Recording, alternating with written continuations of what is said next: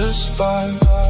Step in, whole night, all eyes, don't lie. All black, blue tint glass, no pass, just pass, no sound, just bass. Everything in place, no tone, don't flex, no need, just press. One move, that's set, no doubt, no guess. Feel it in your chest now, slow. Everything connect now.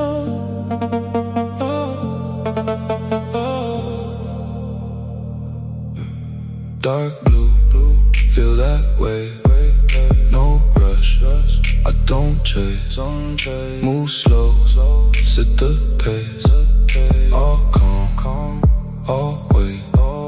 Dark blue, low light, no talk, just vibe. Step in, whole night, all eyes, don't lie. Yeah. Stay cool.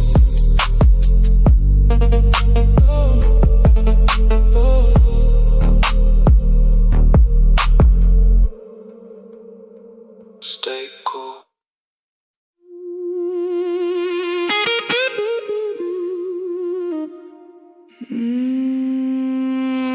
Midnight calling. You feel it too.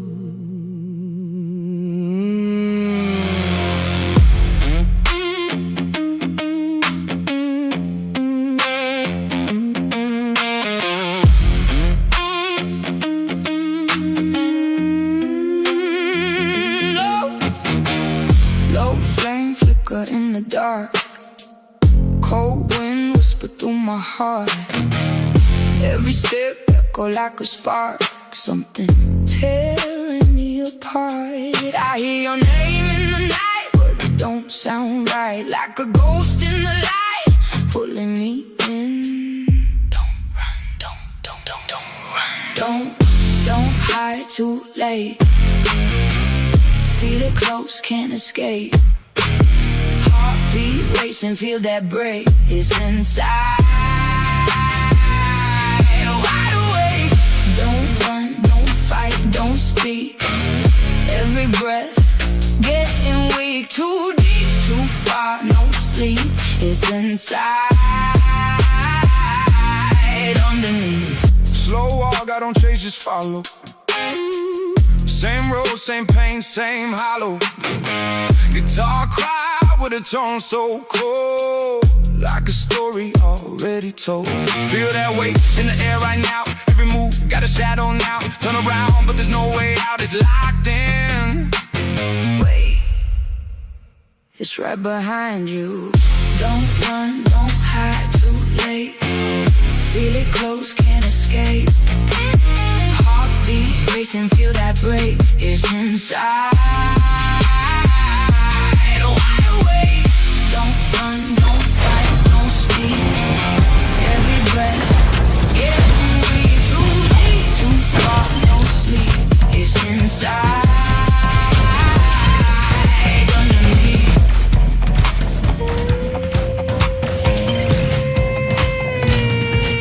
Don't move too close.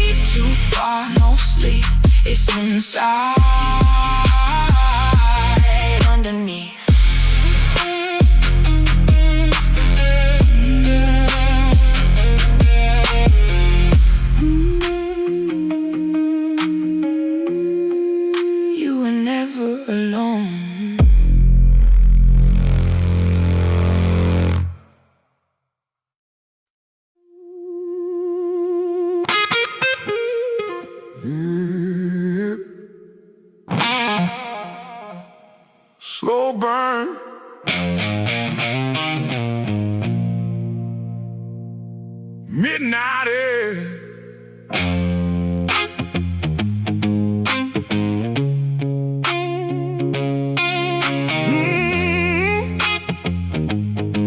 Slow burn. Midnight air.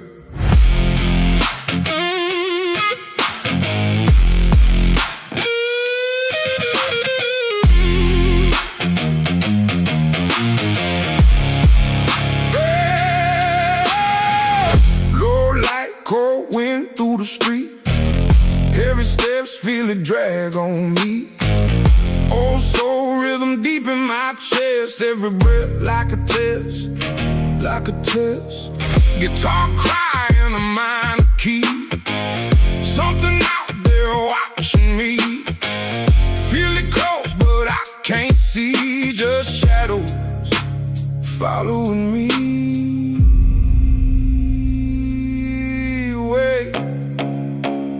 Something ain't right. Run now, don't slow, don't freeze. Heartbeat banging like a drum in me. Too close, can't breathe, can't think. Dark outside and it's hunting me, yeah. Run now, don't stop, don't turn. Feel that pressure, feel that burn. Too late, no space, no peace. Everything closing in on me. Back to the groove, but it feel off. Same road, but the light gon' solve. Strings cry, yeah, the tone get rough. Like the world just ain't enough. Dust rising the worn out boots. Truth hit harder than the proof. Something moving in the roots. Feel it crawling, feel it move. Oh, it's getting closer. Run now, don't slow, don't freeze. Heartbeat banging like a drum in me. Too close, can't breathe, can't think. Dark outside and it's hunting me, yeah. Run now, don't stop, don't turn. Feel that pressure, feel that burn. Too late, no space, no peace. Everything closing in on me.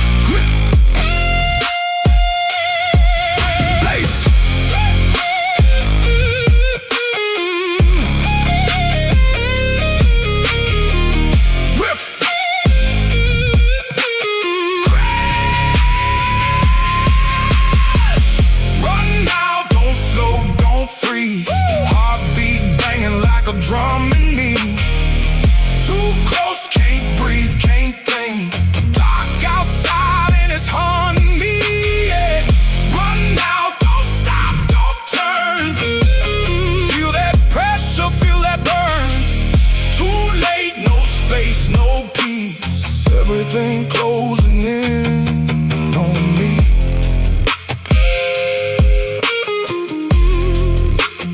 Still there.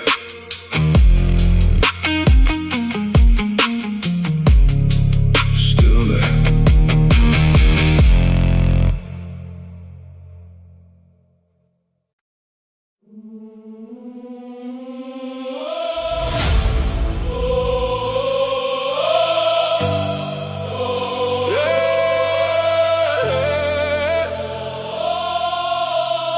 This for the team. From zero, cold nights, no light, just a vision, one mic. No name, no height, just fight. Built it brick by brick. Alright. Every doubt turned to fuel. Every loss made me move. But it wasn't just me in the room. Every step I was walking with you. Hold up. Hands up if you've been here. All this time, yeah, we still here.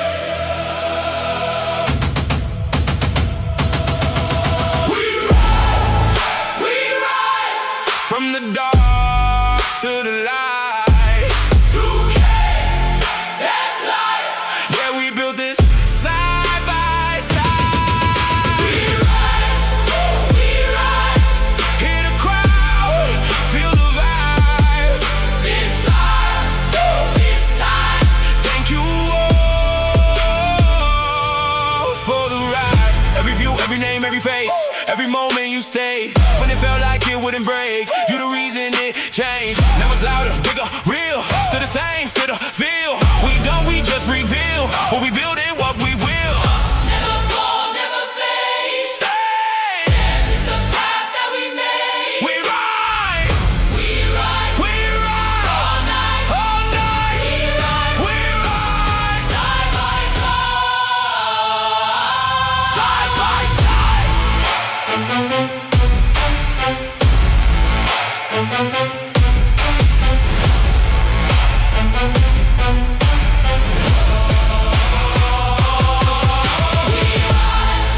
We rise, From the dark to the light.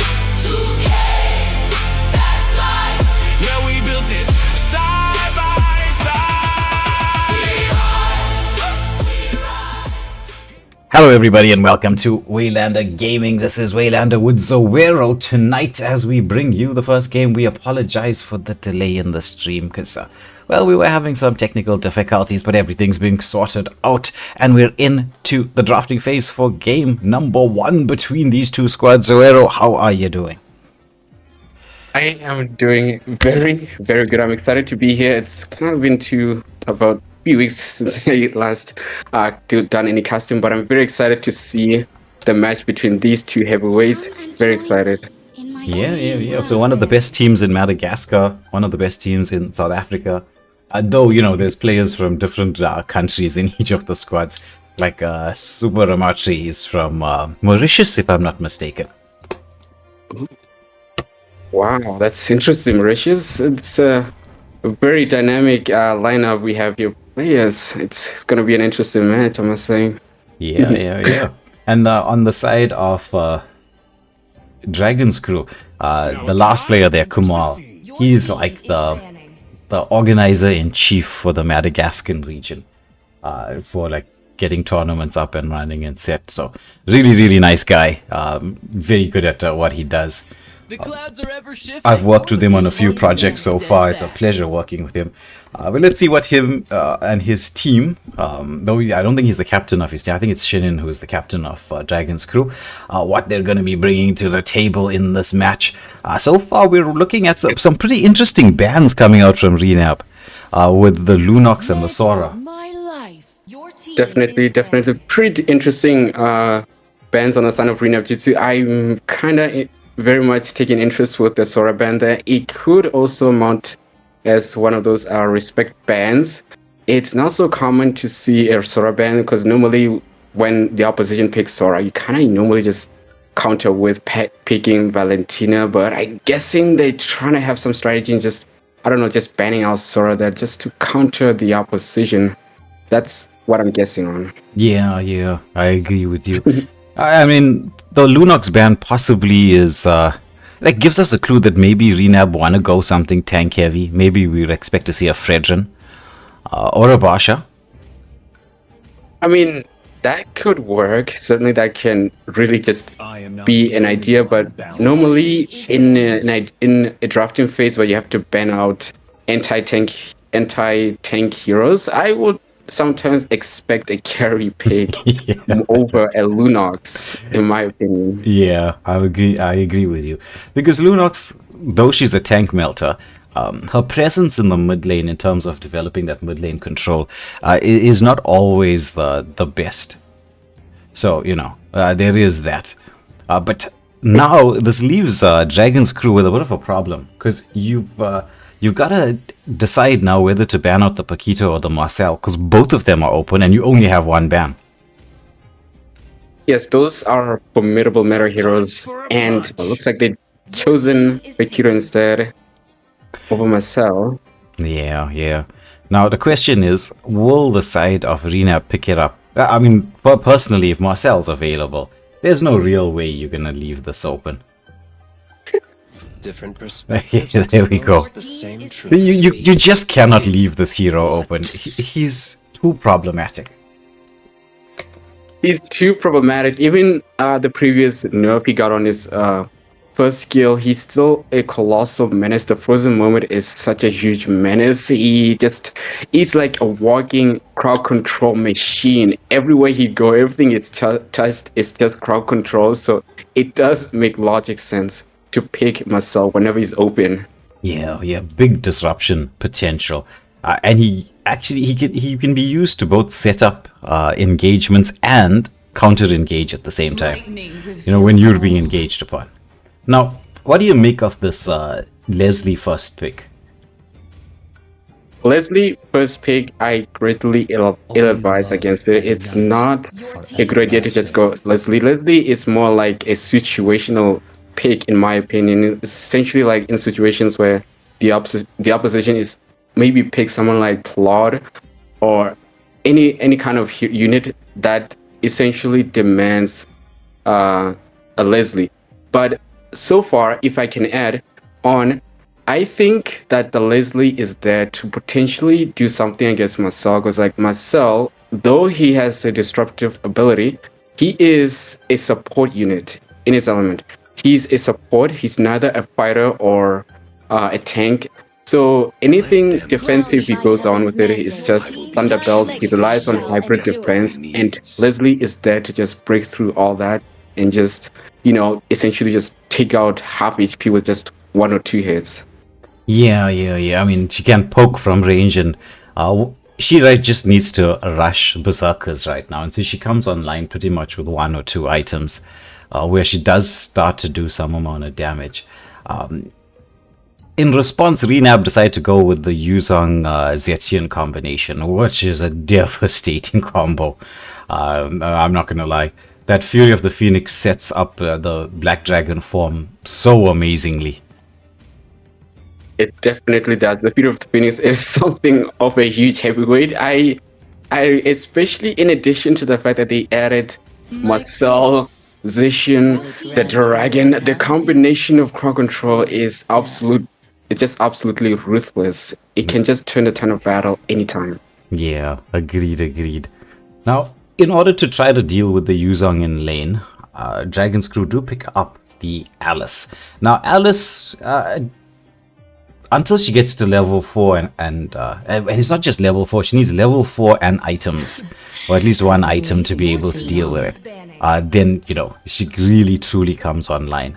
But I'm expecting Dragon's crew to do what they're doing now, which is ban out marksmans, because I mean there is no marksman available, and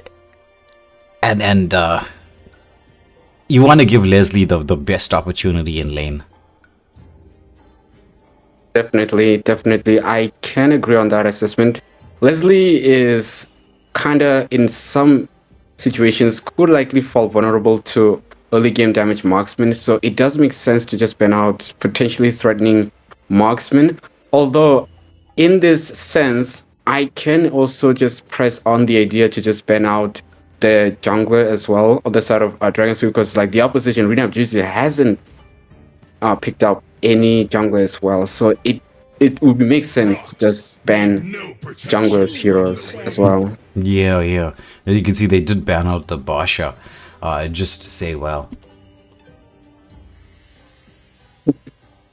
Yeah, it's a very interesting ban. I will not really protest against it. It's a very good ban in a very huge sense. The Basha ban, very good.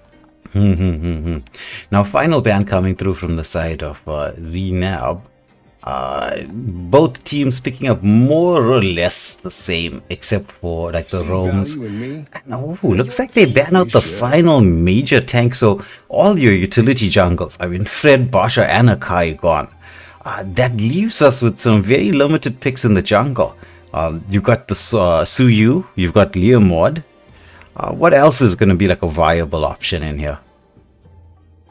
I would very much prefer, on the side of Renab, just something like a fighter or a tank, because like they don't really have they don't have a strong front line. They only rely on let's say Yuzon as well as Marcel. Marcel is not a tanky unit. He just relies on essentially his hybrid defense, but in a sense Like the a crimson support, I lightning. cannot ever count him as a frontline unit. Just essentially just CC. That's his defensive item. So I'm curious to see what Nabjutsu is gonna go for.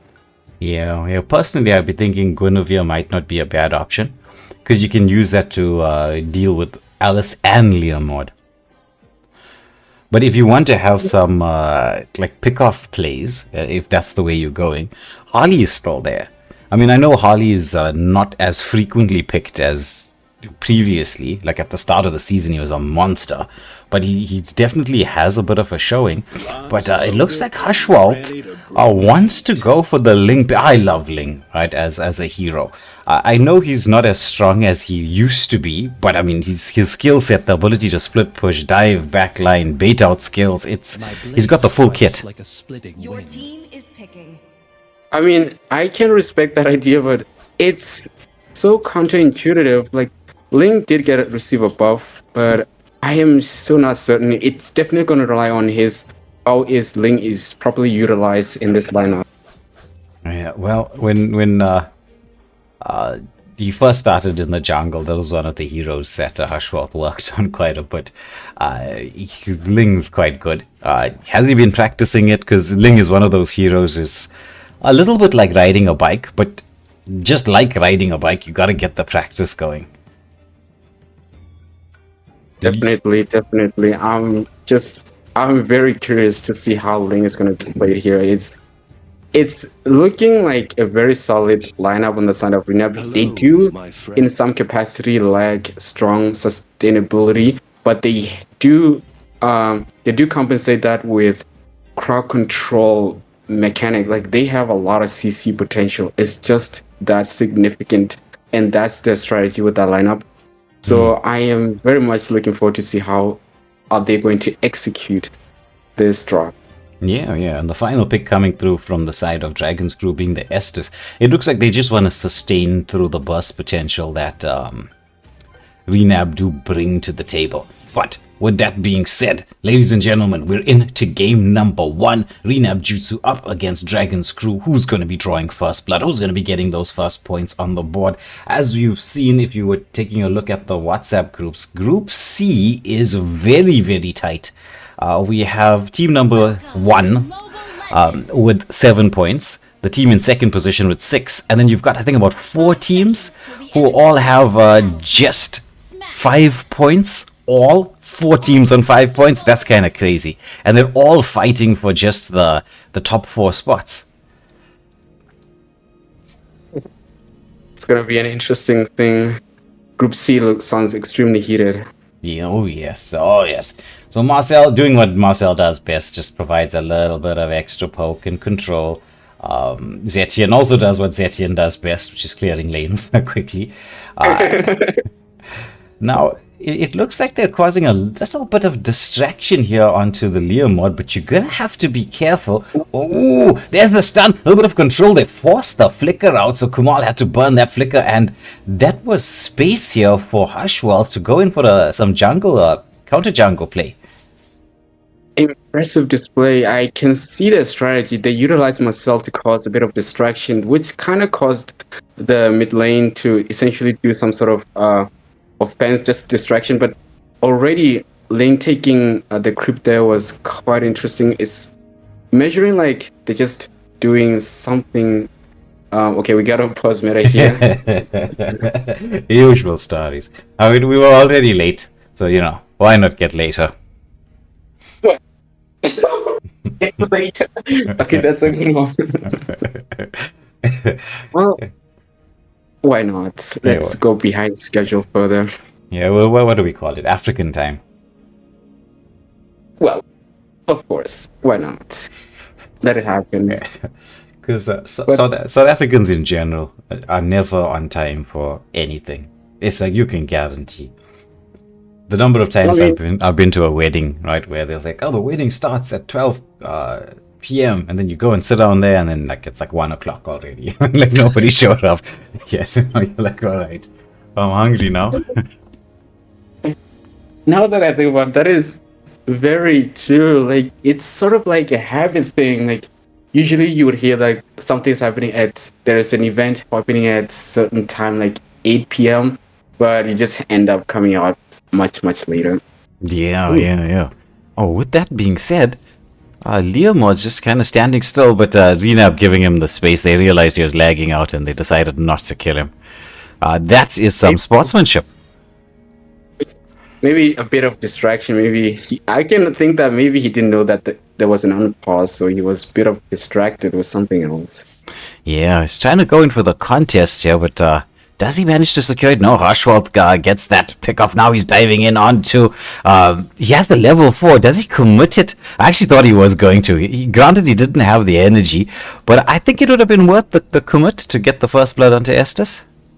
It definitely would have been worth the commitment, because even with the insufficiency of energy, Ling can still do the dashes when he grabs the blades from his ultimate, so it could have provided him with sufficiency to exercise mobility and get the kill. True. So he's picked up the blue buff. They got this started up. Leomord's not level 4 yet. Now the Black Dragon form has been committed. The dive into the backline. And the Petrify. There's the Fury of the Phoenix follow-up. We were talking about this combo. Throne of Ruin being used as a counter-engage. Sanguine Claws comes out from... the Sicilian, but with that, Rena picking up 2 kills and the Turtle continuing this engagement here. They want to steal even more. They're going for a very, very like snowball kind of style of play. Definitely, the idea to actually just go ahead and take the purple buff after taking Marcel is quite a common thing. It's very well done tactic, and possible engagement take place right now. Yeah, now the Tempest of Blades has been committed. The Phantom Steed coming through, but the Golden Hour, it traps everybody. Do they have the damage output to deal with this? Yes, they do. They take out the Leobot, but it's going to be a 1-for-1 trade-off. However, look at the damage output. Oh, but Shroth comes in there. He gets another setup. It's 2-for-2, and they're just fighting here in the jungle. This is just some aggressive play from both teams. Nabjutsu is just coming off as extremely aggressive. They're just stealing off Leomord's jungle right now, even just committing a team fight already in the jungle area. It's like they're just owning the whole map right now. Yeah. I mean, we live in this aggressive meta, and if you don't strategize for these early game jungle invades and the pressure, I mean, you could lose a lot. If you think about Harshwald, right, he's actually not touched his own red buff the entire game so far. We're already into the 4-minute mark. Wow. That's because he took Leomord's red buff, so it makes sense. Yeah, it's like, yeah, it's okay. We can just farm up nice and easy. And once again, right, I think they might be going for the invade. They are trying to set up for it. The blue buff is up. Ling has the lightness skill, right? He's got the wall to try to get it. The buff is quite low. Ling jumps into the back line here. He's going to try to bait out a couple of skills. There's going to be the Tempest of Blades into the back line with the Fury of the Phoenix. But Ling, could he get caught out? He may not have the energy, but Marcel is close by. They don't get this the blue buff secured, but it's onto the Alice. And would that Yuzong manages to get the pick-off kill?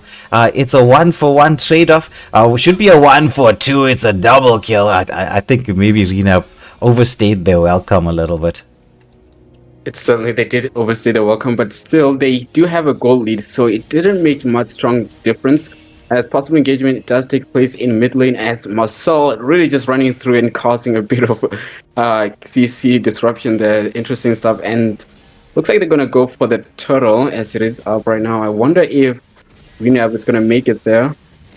Yeah, they're trying to. Marcel just causing the delay. Ling doesn't have the blue buff, but he's waiting patiently on the wall. Goes in there as it's going to be Vigilante who secures us. There's the Phantom Steed coming up, but the drag back as he probably win and can get the pick off. Throne of Ruin into the backline, but now the chase is on. Alice dashes back to safety under the tier 2 turret, but there is a continuation of the fight here. Marcel, he's going in deep and he manages to get a pick off. This should be mid lane turret taken down as well.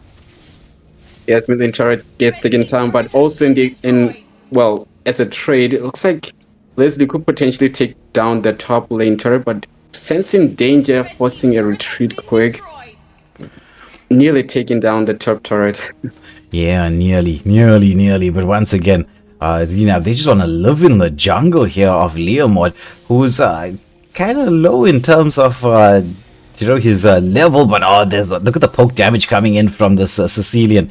I strongly suspect, right, that if Renab doesn't end this quickly, they have gotten a healthy gold lead, the ability to end as fast as well. But if they don't do this quickly, the Sicilian Estes combination is gonna turn up big time. It's definitely going to turn out very, very threatening. Especially, we have to consider the fact that they have a strong healer on that side.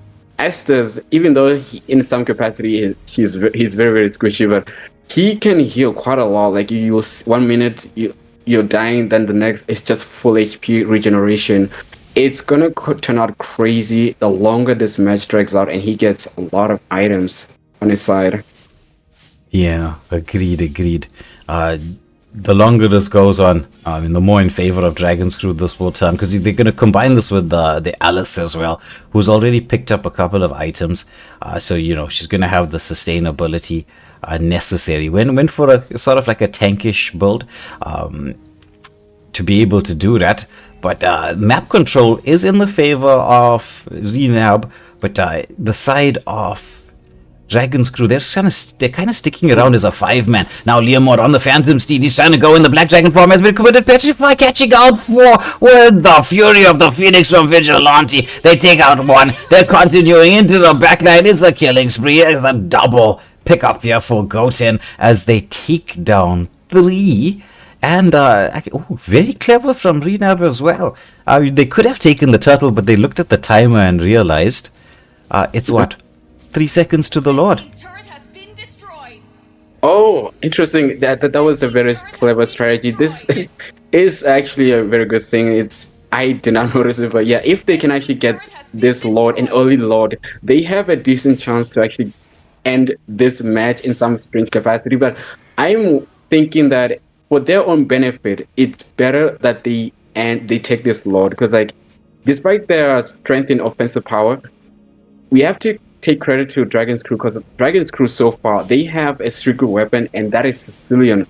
So far in this matchup, he hasn't died once, and that the more he unleashes the stacks he gains, the thunderous damage he's going to unleash later on. So they just has to end whenever they can. Yeah, 100% out of Fury of the Phoenix being committed. Black Dragon form diving into the backline. The Petrify catches 3. It's a shutdown. They finally take out that Sicilian. Leomord underneath the turret in the base. It's a triple kill for Link. Does he have the Tempest of Blades? No, he does not. But he does dash back in. Is he going to go in for the... No. It's a Goten who actually manages to get the kill. And that is a full team wipe with the waves pushing it. I don't think they'll be able to end, because Sicilian should be alive in time to mount a defense. Definitely. Even still, I am not sure how exactly, because Dragon's Crew has to deal with a tsunami of minions coming on with the low right now, and Plin getting a bit of compromise right there, but manages to escape. Yeah. And with that big fight, right, it did mean that the wave equilibrium wasn't there. Granted, there's still 2 tier 3 turrets. Oh, Leslie, she could be caught out. Vigilante on a killing spree. Big damage coming in from Clint as well, as he's just staying safe and just putting those skills into the backline. It's a mega kill for the Ling. Uses the Tempest of Blades, but now has to disengage. Leomord finally gets the shutdown there onto Vigilante, but is he going to be taken out? No, he has the health to survive, but just not for long enough. Now the option to lock onto the base is there. Sicilian just trying to stay safe, wants to clear out the minion wave so that they can actually not get ended. But now Nabjutsu, very strong performance from them in game number 1. Victory! Indeed, absolute performance on the side of Nabjutsu, really showcasing their strategic power. They very much utilized the link quite well, and I would say I'll give credit to Goten with the use on. He was an absolute menace. So good win on the side of Nabjutsu. GG's. Yeah, 10 minutes and 19 seconds on the clock. Now, how are Dragon's Crew going to respond in the second game? We're going to get that up and running for you once the players are all readied up. Hopefully we don't have any lag issues, and then we can head into game number 2 to see whether Nabjutsu will be taking all the points, or like it was yesterday, lots of honors being shared even. And I think Neo is quite happy that Argentina are doing something. I know they were losing 1-0 to Egypt, right? Let's see what Argentina are doing. Let's check the score very quickly. Yes, I'm kind of curious on the score status. Because it would have been totally beyond expectations. Snap! It's 2-1 to Egypt. Huh? In the 83rd minute. 83rd. Egypt has the lead. Oh, it's okay. Look, it might be 2-2. They're doing a VAR check on the second goal. This is a crazy game. This is a thunderous game, I'm sure. It's a high velocity game, I'm sure. Like Argentina, the world champions, really struggling against Egypt, an unexpected team with such a ruthless performance. Oh yeah. Okay, they gave them the goal. So it's Messi in the 84th minute. He redeemed himself after his penalty miss. Oh, so what's the score now? It's 2-2. Heading into the 85th minute. This is going to be a crazy game. We will keep an eye on the scores and keep everybody updated. But let's get into the draft number 2 here before we get distracted. Of course. Alright, so we're starting up and we're into the drafting phase for game number 2 between these two teams. It's a Dragon's Crew this time round with the first pick, first bans. You think we're going to see the Marcel ban come out early? I don't know. I would think, in a very sensible logic, Dragon's Crew has first pick. I will say maybe they should just pick Marcel and use their first pick opportunity and pick Marcel. But if they don't want to deal with that, they can just go ahead and ban Marcel, or also in addition ban out Yuzon as well. Run deep. Oh, respect ban onto the Ling, because I don't think they were liking all those jungle invades. They definitely got traumatized by the Ling invasion there. I cannot blame them in a strong capacity, but it's a definite respect ban. Harshwell really was a menace against them. Yeah, 100%. So I'm curious to see what will Renab respond. Vigilante being the one to make the first ban on the side of Nabjutsu. So let's see what's it going to be. Yeah, well, I mean, maybe it'll be it looks like they're sticking to the Lunox ban. And Angelic is busy trying to kill her husband there, shouting out scores and almost giving him heart attacks in the live chat. Expose the same truth. And looks like Marcel ban has come through. They certainly were not loving the Marcel in the previous match. So the Marcel ban here is very much respected. It's like today I've been playing a lot of ranked matches, and it's always been consistent to see Marcel getting banned so often here, and it's likewise expected that the Marcel ban here is just respectable. And interestingly enough, Nabjutsu is sticking with the same series of bans from the first match. They continuing the Sora and the Lunox ban very much unchanged. Yeah. So it looks like they've definitely done their homework into Dragon's Crew. Because I mean, this is what you should be doing. I mean, these games are streamed for a reason.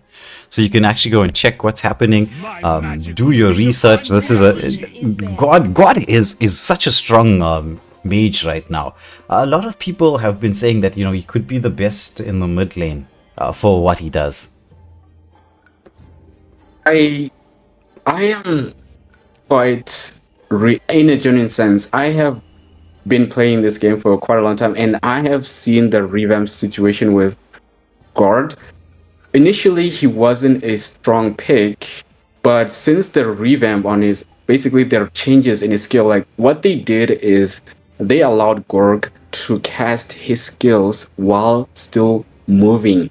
This wasn't the case in early years back, so this unique difference very much spiked his favoritism. Like he just instantly getting picked. The passive, the true damage that comes with his skills has been quite the ruthless element.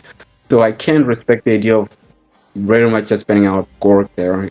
He's an absolute menace in the right hands because it depends on positioning. That's the key function of using Gorg to the highest extent. Utility. Yeah. Crowned by Yeah, I mean- heaven's mandate. Oh, and looks like Hitsugaya deciding to go for the Zetian pick on their side as well, like early on. I mean, Zetian is a strong mage. I know you were talking so much about how amazing God is, which is true, right? God is like a very, very strong mid laner. But Zetian, with her skill set, she brings so much of control to the mid lane, allows you to not just get vision, but has the setup for these backline dive engagement plays. A punch for a Certainly. punch. Certainly. I do commend that logic. And also the Zetian ban is the Zetian pick is very much fundamentally good in the sense that in this matchup we have the dangerous grass. That means we have a lot of bushes, a lot of grass everywhere. So it's a dangerous grass. Nobody likes that. But with Zetian in the mix, her skills allows her to actually just see through the bushes at a very clean distance. Like it's a single first skill, I think a second skill, you in the bush can reveal who's hiding in there. So this Zetian, the Phoenix, very good against bushes in my own assessment. So I do think that the Zetian pick is good because this is a dangerous grass match. Yeah. That a bit of extra vision can definitely help. Look at the side of Renab. They picked up 3 fighters in the beginning part of the game. Now it's kind of anybody's guess who's going to what lane. It's definitely if you just don't know. It's a direct confusion. Like all of these 3 units, they're fighters, both of them, Guinevere, Bukito, and Childa. It's I mean, all of them are very much versatile. You can just place either Guinevere in jungle or XP. So it's an element of confusion as to who is going where. So that's the confusion that Renab is causing right now against Dragon's Crew. Yeah. I mean, you would typically expect it to be Cho on the roam and Guinevere jungle and Paquito XP, right? But Paquito can be flexed into the gold because it's not like he's going to have a bad time up against Hanabi. At least once he gets level 2. Definitely. I mean, Hanabi, in a direct sense, relies solely on her aegis, the shielding, just to evade the damage. But she lacks mobility. That I would say that Paquito could have some unique advantage. Sure, he may not be able to CC him, but once the shield is out, she is basically doomed. So I can agree on that assessment that Paquito could, in some like this sense, deal. I would just say he's gonna be ruthless against Hanabi. Paquito is an absolute menace right now. Yeah. He's so very, very strong. So we're into the final banning phase. It's the Phoveus, Hilda, Harith, and Claude bans coming through. It looks like they're gonna go for the Su Yu. Then then I won't know where anybody's going in from the top 3. I can't tell you who's going to what lane. Wow, I mean, it would have been more additional if they also added Freya, but this is a fighter meta lineup right there. Nabjutsu is just going instant. I don't know, like maybe they've already felt like Dragon's Crew isn't that much of a threatening opponent based on their performance in the previous match. So I'm thinking they're just gonna go with whatever they want. Oh, looks like they're gonna go with Nana mid lane. Interesting. Yeah, well, Nana is very good at controlling front lines. That that Molina doll of hers with that AoE crowd control, it kind of stops them from doing what they need. They want to do. Like Basha, when he goes in for the engagement, you just gotta hold on. Definitely. I mean, so far I am loving the the pick on Baxia there. Like they managed to get Baxia this time, so I'm slightly. It's giving a bit of favoritism for me. It's just giving me a slight interest to like Dragon's Crew's lineup. The addition of Zacian as well as Baxia there, it's giving some huge clean advantage. They can easily just check bushes. They have that kind of clean, but of course it all boils down to execution. So I'm willing to bet like Nabjutsu's micro ability and offensive power can be a really strategic problem against Dragon's Crew. So we'll see how things turns out, to be honest. Yeah. We're just waiting for the final pick to come through. And just a score update for those of you interested in the matchup. Argentina from the back. They were losing 2-0. It's 3-2. They scored in the 91st minute. We've still got like 5 minutes of extra time left. And it could be the Argentina moving through. What? So, so they were behind and now they're in the lead. Yeah. Wow. They were. What an up. Yeah, crazy. Because they were losing 2-0 all the way to the 79th minute. And then from the 79th minute to now the 91st minute, 92nd minute, they scored 3 goals. Wow, that's locking in on a whole nother level. That's like logging in for the extreme. Yeah. Argentina, what an unexpected turnaround. But I guess it's to be expected from world champions. Yeah, true. They got a very, very strong side. They are favorites to win the tournament once more. Actually, it's between them and France. But let's head into this match and we're going to see whether Dragon's Crew can actually even the points up, or will Rina be able to clutch this out. They switched the Paquito into the jungle, interestingly enough. And it's going to be Guinevere on the roam. Paquito into the jungle. Oh, I actually didn't notice it, but yeah, I can see that. It's a strong fighter lineup on the start of Renegades. You're really just going in full with the fighter. I'm not entirely certain about execution, but it could work. I mean, in a great sense, it looks like strong engagement onto. Wow, and a first blood goes into Zacian there, picking off the Guinevere there. That's really, really going to be advantageous for Dragon's Crew. Yeah, nice first blood very early on. I mean, that's the only thing you could say is problematic of having Gwyn on the roam. She's not a bad roam, right? But like she doesn't have the tankiness necessary to be able to support what's going to happen. Now, some counter jungle play happening once more in the bot lane, as they just seem to love to go for these counter jungles, just trying to steal as much farm as they can everywhere. Oh, meanwhile, Cho taken down on the top lane, and even though Renab getting the counter jungles going, it's Dragon's Crew with the pickoffs everywhere. Now Basha, he's diving in onto the Guinevere, who has to hightail it. They want to try to protect the farm, because it looks like Dragon's Crew have realized, like, look, they're going in, they're constantly just stealing farm. They do manage to take one of the boss. Oh, but the Fury of the Phoenix, the setup is in there. That should be another kill. Dragon's Crew, they've turned this game around from the first matchup. They're diving in. It's like pressure being placed onto Cho. He has to get to safety. The turret is so low. It's Ashworth in a 1v3 situation. He does get his level 4, does do a bit of poke damage onto Kufra, but Kufra's not too interested in that. And he's like, you're just tickling. Indeed. The Kufra pick there was very strategic. It severely counters Paquito there, so as well as Cho there, so it's a very strategic lineup. I'm slightly taking strong favoritism towards Dragon's Crew's draft there. It's really looking spicy. It can potentially counter the opposition. It can. It can. But a lot's going to depend on what happens around this fight.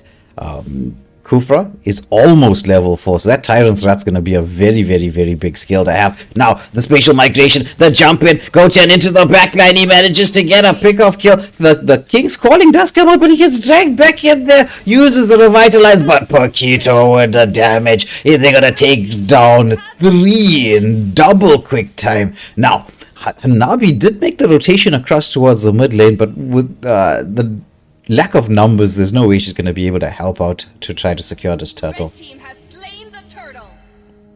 And it looks like Nabjutsu taking a bit of stretch to likely take the red here. I'm not even sure if there's going to be a commitment. And looks like they're going to concede the invasion onto the red buff there. And they sense the danger and realize that they cannot risk any casualty further. Yeah. I mean, it is 3-3. Gold lead fairly even at this moment in time. I mean, there's nothing really significant between the two. Oh, but there's the way of the dragon being committed on to Shannon on that Hanabi, and Cho gets a solo kill on the gold lane. Definitely. I would just advise strongly on Hanabi to just really play it careful. And there is strong aggression taking place right now. Yeah, because when you're up against a full fight, oh, nice hook back, but the dash away, King's Calling was committed. Ashwa trying to find that angle into the backline. He's diving into Zetchi and he gets the full combo up and gets the pick up. Now he's going to be caught in a 1v3 with Kufra trying to prevent the dashes back to safety. As, oh, look at this control. They really are dealing with it. But the Paquito, what is wrong with this hero? Paquito's shield really saved him. It's so huge and strong chase taking place with Cho trying to Paquito trying to get onto Mincetal. They're really picking up the kill, but oh my goodness. They finally shut out that Paquito. That hero is so busted. He's severely busted, and it's thanks to his sustainability as well as his strength in offensive power. He can pack out really huge bursts of damage. It's astonishing. So yeah, exactly. Now, we're watching Cho with a lane cut. He should be able to secure the first turret of the game. As there's the dive in underneath the turret using the Aegis. Hanabi keeping a little bit safe, but that's going to be the first turret of the game taken down. Second turtle of the match is up and running as the side of Renab are starting this off, though they're not quite in terms of position just yet to zone away from this. Kufra wants to try to go in, but Paquito does secure this. Now the Cho, he's trying to find the way of the dragon space into the backline, but Guinevere, could she get caught out? She is so low. It's Basha with the shutdown, and now the control is happening on two of the Paquito. It's a double kill as they take down another. So it was Turtle for two big there. 3 years Dragon Crew pick up the kills just after the turtle. This game's still staying on that very finely balanced edge. It's definitely looking balanced despite the previous match. It's this match at this point, I'm just gonna say it can go both ways right now. Dragon's Crew is showing a lot of potential right now despite the early weak performance in the first match. Right now they seem to be locked in, as we do see positive engagement onto Krufa right now, getting a lot of pick-off right now, as well as strong engagement as Nana getting the passive parked in. Yeah, taken down. Super Amatri tried to go in with a safe, but has to flicker out to safety as the side of Dragon's Crew, they're moving in as a 5-man unit. Kufra, he gets the engage. There's the King's Calling. They trap Bob Harshwald, and they get another pick of Dragon's Crew, turning up the heat in the second game. Definitely turning out really. Dragon's Crew is showcasing really impressive performance so far. It's looking like they got this match. It can still go either way, but if they keep this level of offensive power, they can actually take this match. But the special Phoenix of the Phoenix really taking place, really just saving the Kufra there. It's I'm just saying it, like, Dragon's Crew at this point, it's looking like they have a unique chance to actually win this match. It can go either way at this point because both teams' performance is looking pretty even so far. Yeah, well, if Dragon's Crew keep getting the pickoffs like they have, it's gonna work out in their favor. Zessian's shield, I think, just threw Cooper off from his jump. Now, Paquito, he's going to be caught out. We shall still expect this King's Calling coming, but the spatial migration to save the Molina blitz into the backline. There's Thomas with the Inferno pursuit. He gets a double and wants to go in for more. He's going to throw out the blades. He's underneath the turret. He gets 3, but there's going to be the Muncie thought to actually get something in return. It's a killing spree for the Muncie. And potentially, could they crack this mid lane turret open? They do have the damage to be able to do so. Oh, the Did you have the engagement. damage? Onto Winsitha. Uses the King's Calling. He gets the trap in here. And he sets up for a double. Do you think it was worth taking the mid lane turret to lose to? Blue team turret has been destroyed. I don't know. Like the mid turret is like crucial. Mid, it really just opens up the map for the side of Nabjutsu. But the Queen's Calling there was something of extreme impressiveness. I was not expecting it, but that was an awesome play. Yeah, dive in and delete the turret. It's a mega kill for IK on this Basha. Dragon's Crew is looking like they can actually just take this match. Their offensive power is really something else right now. Yeah, agreed. They get a tower in return. Though the mid lane, as you said, that's a bit of a biggie. It's all going to come down to executions around these neutral objectives. As look at there's the control onto the Guinevere. She's gonna get caught out, uses the Violet Requiem to try to escape, but no, the kill is down. Nana passive proc and take it out. That's Woodlane now cracked open and exposed as it's going to be Dragon's Crew with this full 5-man rotation that they're using. Kufra is getting some beautiful sets in here. Definitely. Then Fury of the Phoenix does come out as they're just zoning everybody back. Cho into the backline. He's trying to get the control, but there is no control when there's Kufra there. He just stops the full combination coming in and takes out the Cho. I'm just measuring right now, like the lineup on Dragon's Crew is significantly countering Nabjutsu's dashy playstyle. You can just see it through, like whenever in situations that Guinevere just jumps in or either Pakiro jumps in, you can see Kufra really just countering the dashiness, the escapability. It's looking, in some cases, the execution is looking pretty well done, especially also in the mix with Minsuta's King's Calling. They are just really counter-engaging the whole offensive lineup on the side of Nabjutsu. If they get things right, they could potentially take this match because their drafting really speaks a lot. Yeah, agreed. Okay, there's the engagement. They're trying to get the pickup onto Anabi, but she uses the Aegis to disengage. There's a full 5v2 setup at Thamus. He sacrifices himself and does get the kill onto Hanabi.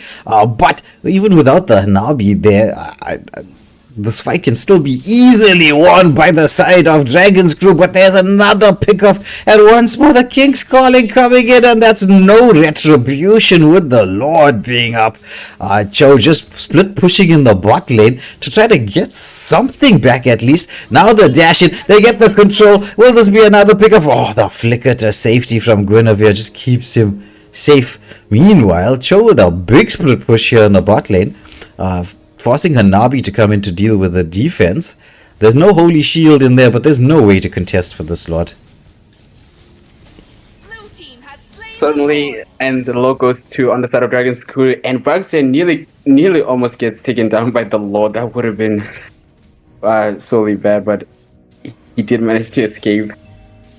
Yeah. I mean, okay, look, the Lord, if you're a tanky hero, the Lord does hurt quite a bit. Now, the side of Dragon's Crew trying to establish some amount of wave equilibrium. Kufra being engaged upon by the Guinevere, but he's not too worried about this. He's there to counter pretty much everybody. As he goes in for the counter engage, Hushwell trying to get into the back line, has to dash back away from the King's Calling, so there's no King's Calling to cause any amount of chaos. But look at this from Cho. He's into the backline. He gets the knock up onto Anabi, who's forced to retreat. But oh my goodness, they take down the Guinevere one more time. Nana, passive proc, gonna be chased up. They want to stop this engagement onto the Nana. The turnaround onto Basha. Look at this from Thomas. He's just melting through Basha. He's just going in a little bit wild, chasing down the Hanabi as well. Can he get the pickup kill? As Cho wants to come to join him in here, but there's the number disadvantage might be a little bit of a problem. Kufra just stopping them from doing what they needs to do. This Kufra has been on point this entire game. He's been on point. This is something you have to actually expect from Kufra, really up against a dashy lineup, and Philippines is connecting in, but still Kufra getting the kill. Red team turret has been destroyed. That's so On crazy. Joe. That's so crazy. I mean, well, the thing is, why would you draft an entire lineup that was counted by one hero and not ban the hero? You're gonna pay the price? Has been slain. Definitely. I'm guessing at this point, Nabjutsu is looking outdrafted right now. They're facing up against an anti-dashy lineup. I mean, we can look at Baxia. Baxia really just having that anti-heal passive there, as well as Kufra, Mintsita. I mean, this whole lineup is Kufra jumping in, really committing to a turret dive. That Red could team there be an turret has been engagement, but destroyed. Beautiful Phoenix connecting in. Yeah, just to prevent that little bit of disengagement. There's Thamos. He's hard targeting the Hanabi. They do get the pick off into the backline. Thamos, he's like trying to solo everybody. He manages to get back out. The spatial migration did catch onto the Basha, but is this going to be a little too late? Cho is going to be chased down. It's a killing spree for the Zetchian, who's having a very fun time, I must admit. I mean, as a mage, just your frontliners doing everything that they're supposed to do. Nobody's worrying about you. Nice flicker there coming out. But it's finally Hashroth who gets the pick-off kill. Now, could this be a turnaround moment? Oh my goodness, it's a double shutdown. And that's going to be numbers advantage in favor of Renab as they have the opportunity to take this Lord. But, I mean, with Kumal on this Kufra, is anything safe? I mean, we just have to find out because like Kufra really is not even bothered by this Gwyn if you're trying to zone him out. He's just gonna get in and Red team has slain. Oh, the turtle, I mean, the Lord does go the way of Renab. Now they get the engagement. Oh, Shannon is going to be taken down. And there's the Stamos. He's just eating into everybody. The Tyrant's Wrath has been committed, but the Fury of the Phoenix has a potential cover-up. They take down another, and that's going to be Lord and a double kill. Renab have the opportunity to maybe even end this game, because without Hanabi, life is kind of difficult for defenses. But, oh, Way of the Dragon catches out the Zetchian. Finally, they managed to get onto that Zetchian. That's 3 taken down. The base is wide open here, but they don't have the marksman to actually get a locker to the turret. Dive into the backline. King's Calling has been committed. Can they crack this base open? That's 1 turret. That should be another. They need to get their wave sync up on point, which it is. Hanabi is back up and running and alive for this potential defense. They got to get the dive onto her if they want to try to complete this. There's the Way of the Dragon onto the Munsithar, but the turnaround. Hanabi. Oh my goodness. Yeah, it's Nabjutsu, Renabjutsu with the win from behind, I must admit. yeah, what an epic comeback on the side of Nabjutsu. I did not really expect it, but they really showcased the offensive and strategic power. I'm guessing that they deserve this win. It really being outdrafted like that and still getting the win really showcases how very good they are. And then with that being said, so well done to Renab picking up 3 points here. But Dragon's crew, they can hold their heads up high in the second game. Very, very strong performance from them. Kumal on that Kufra, very, very deadly. I think everyone's going to be banning his Kufra right now. So Kumal, you may have done yourself no favors with this matchup. And well, congratulations to Argentina winning the game 3-2. And with that being said, yeah, congratulations. With that being said, we're just going to have the pause screen up and running for just a second. We'll be into game number 2 very shortly. It's Evil Incorporated up against Nightvalor, the B team. So we'll be ready and set with that game in just a few minutes. Don't forget, smash that like, share, and subscribe buttons, and we'll be back with you shortly.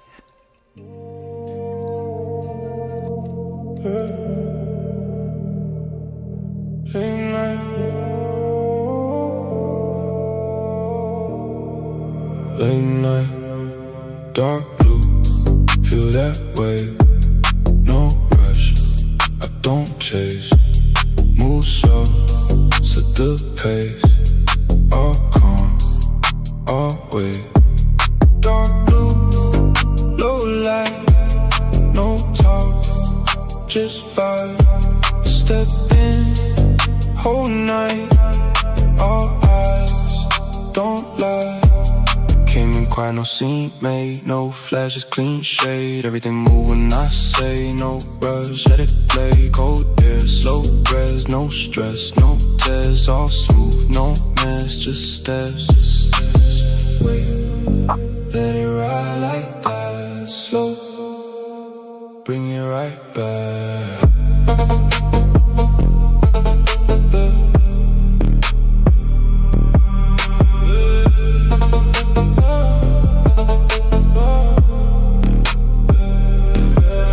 Dark blue, feel that way, no rush, I don't chase, move slow, set the pace, all calm, always. Dark blue, low light, no talk, just vibe, step in, whole night, all eyes, don't lie, all black, blue tint glass, no pass, just pass, no sound, just bass, everything in place, no tone, don't flex, no need, just press, one move, that's set, no doubt, no guess. Feel it in your chest now, slow, everything connect now.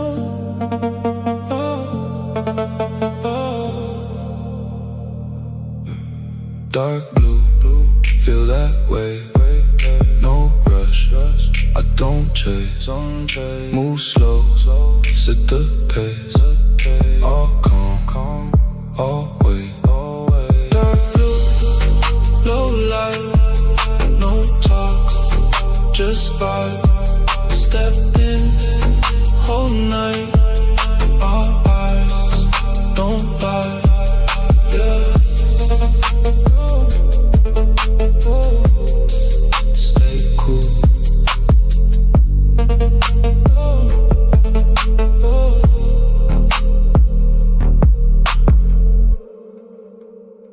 Stay cool.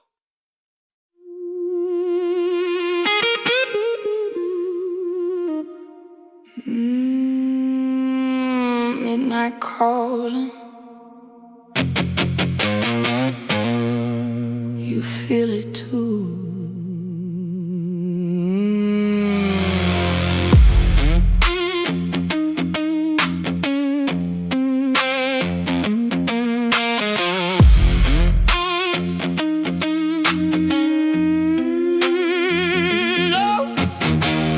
Low flame flicker in the dark.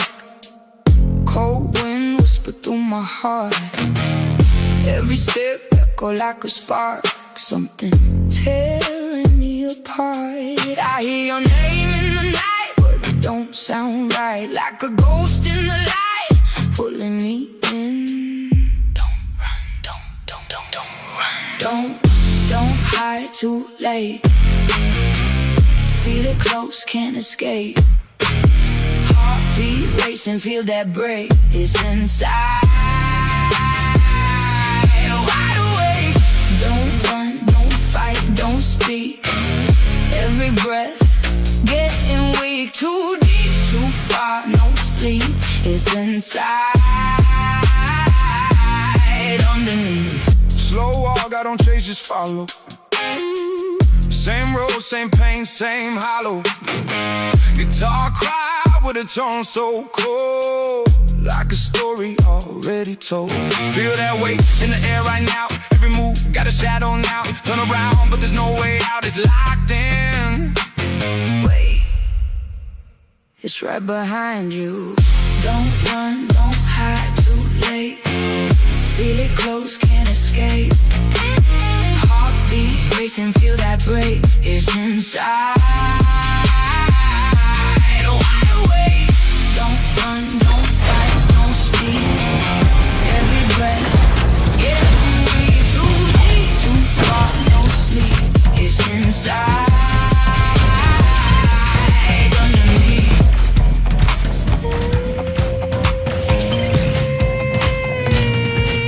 Don't move too close.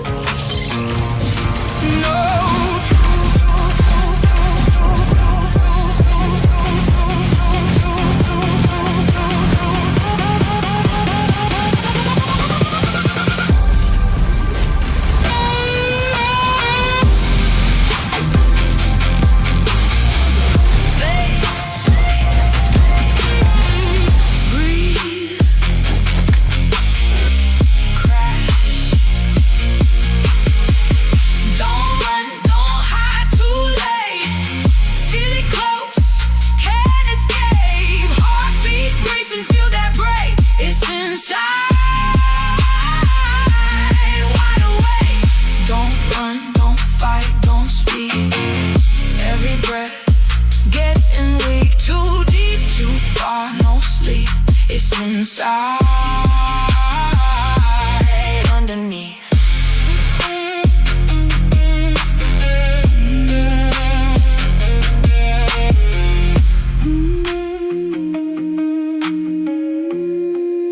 You were never alone.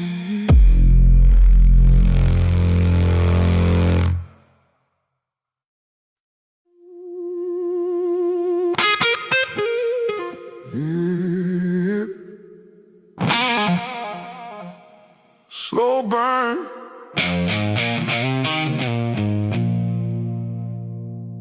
Midnight air.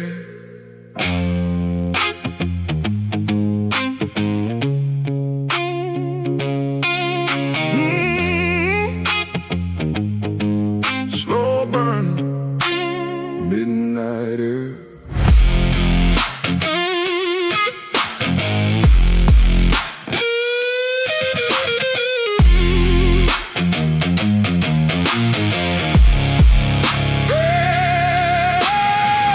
Low light, cold wind through the street.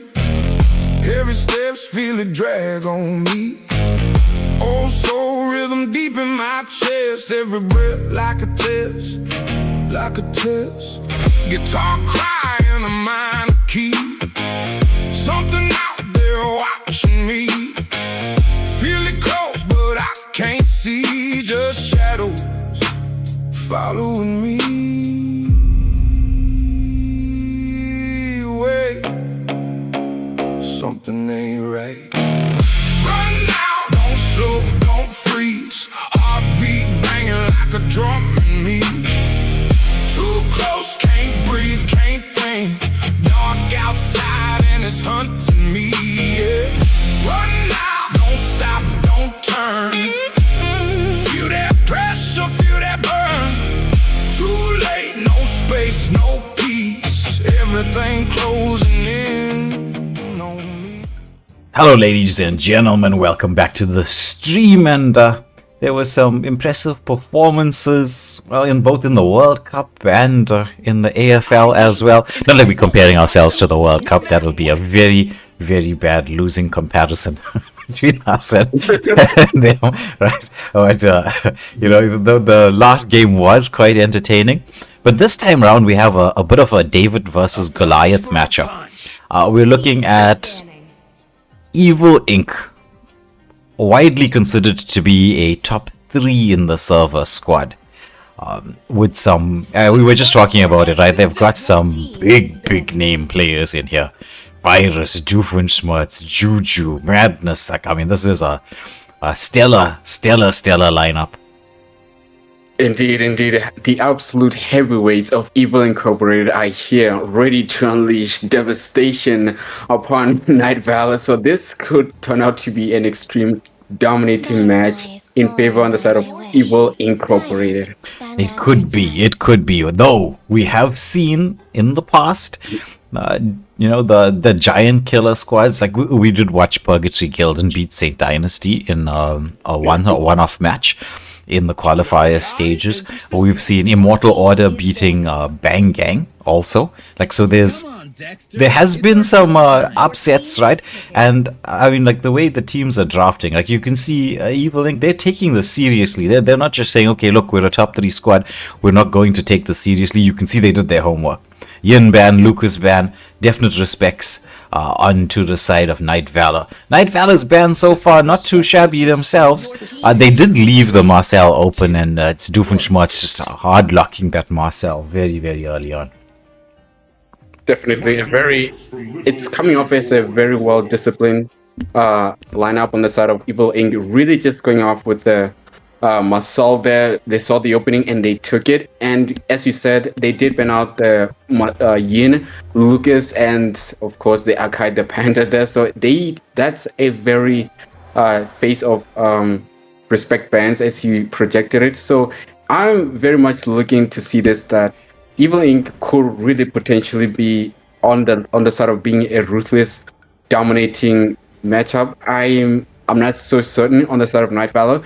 I do like the Baloric pick there, as well as the Kimi. So this could turn out to be a very early aggressive mid-trio comp there. So let's find out. Yeah. It's gonna depend on the next rounds of the bans. But just echoing what you were saying about the respect bans coming through. I love it when teams, even big teams, right, do the due diligence. Because I'm a firm believer in do the right thing all the time. Not some of the times or most of the times. Do the right thing all the time. It's like when you're training. Because I see this a lot in some scrims. Like teams will show a little bit of ill discipline, right, in terms of drafts and picks and things like that. And if you haven't gotten to the point where the ability to do the right things is automatic, it's like mechanical, it's a habit. If you haven't formed those habits, and I'll be very, very blunt when I say this, there is no team on our server who does that consistently. There are teams that do it better than others, yes, of course, but no team has those correct habits and consistency down to an art form. So you've got to make sure that in every opportunity you have, you maintain that high degree of discipline.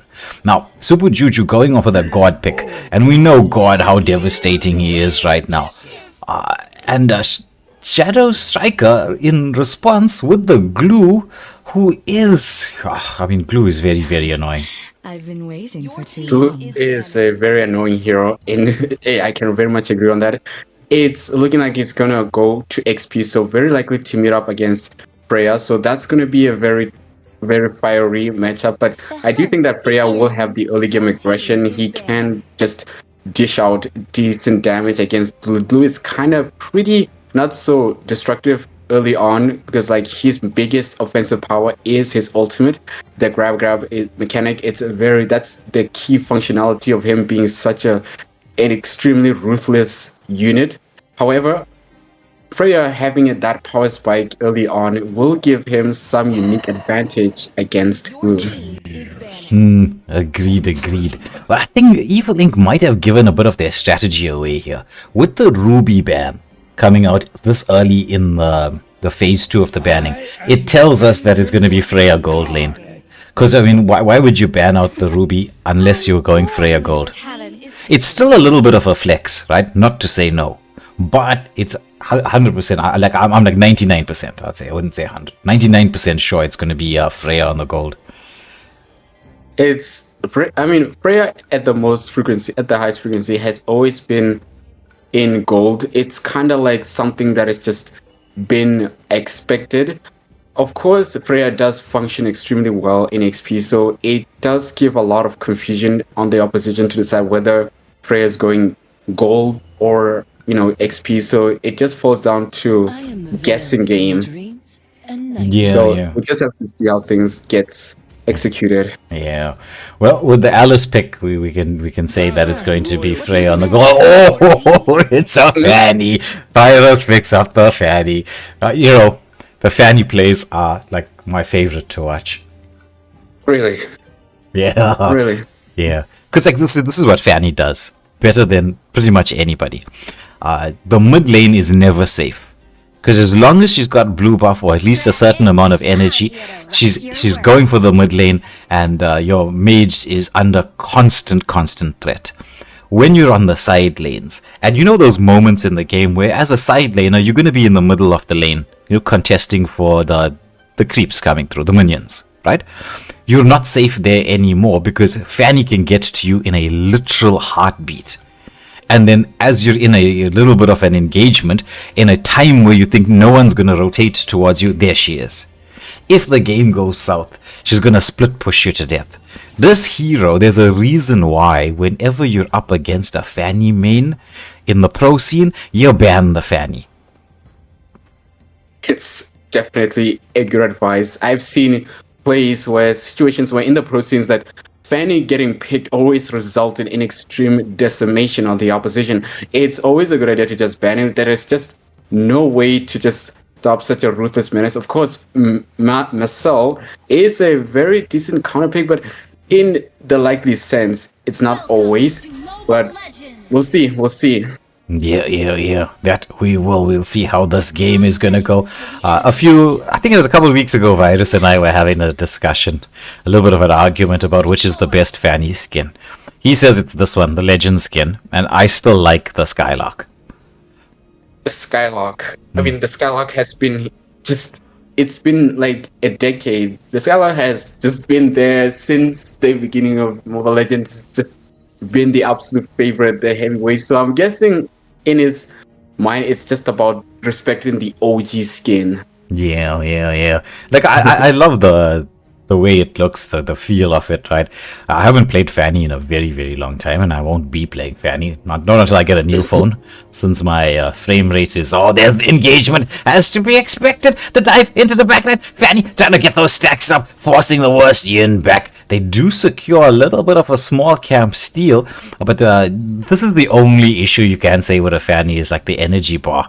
It takes some time to heal back up, but look at this from Joof. He's going in, he's trying to get the setup, calling the team. They know they're in close. Do they have the retribution? Spatial migration does land, but Fanny, she's got all the space to do what she needs to do. She goes into the back line, and that's first blood being secured by the Marcel, who gets another stun. There's Alice diving in, forcing the flicker out as Evil Inc. aggressive in this early part of the game. Definitely. I'm guessing also that Fanny is taking a strong advantage. Oh, look at here right now with Melissa really just poking onto Fanny there, really showcasing the offensive end, really gets the kill onto Fanny there. Fanny was a bit of just overextended there. She should have just retreated with that low HP. That was an extreme extension there by Virus. Yeah. Well, I 100% agree with you. Should have retreated. I thought that they could stick around for the retribution. Now the engagement here onto Freya, who's going to be forced back. The chase is on. Do they have the control? Yes, they do. Marcel coming in to try to get the rescue, but there was no rescue. That was just ambulance time. Indeed. Really just came on quite late. And the turtle is up right now.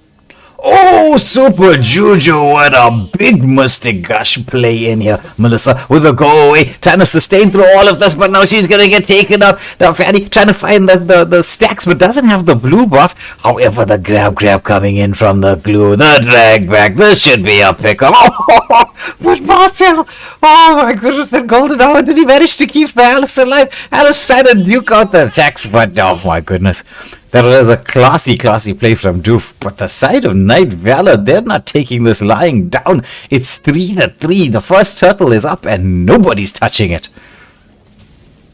Nobody's touching it. And the Mystic gets locked in onto glue right there, but almost getting the kill. But Chessie's on the chase right now. Possibly really could actually commit, but looks like Blue manages to get away. No commitment by Fanny there. Yeah. Well, it is a glue, right? Because you can't commit and then suddenly it's grab time. It's like Definitely. Yeah, it's just like it. Yeah, I can't tell you the number of times in my life where I went in and I thought I was gonna get the glue and then just grab. And then you're like, what's happening here? But Alice, nice zoning, Throne of Ruin, catches on to everybody. Now, do we see the cutthroat coming out? Your Mystic Gush from Super Juju. Has been on point with this glue on. But the turtle did go the way of the side of Nightvalor. So it's one kill for the turtle. I'd say honors even in the straight up. But there's Fanny into the backline, commits the cutthroat. But it's Belleric, so Belleric can sustain through all of this, which he does. But they finally get rid of that glue monster. And also the opposition, Nightvalor picking on to Freya there. That was an interesting offensive power. But I'm looking at this like Nightvalor is really showcasing an aggressive side. They just really just being disciplined in their offensive power. They, of course, we acknowledge that Evil Inc.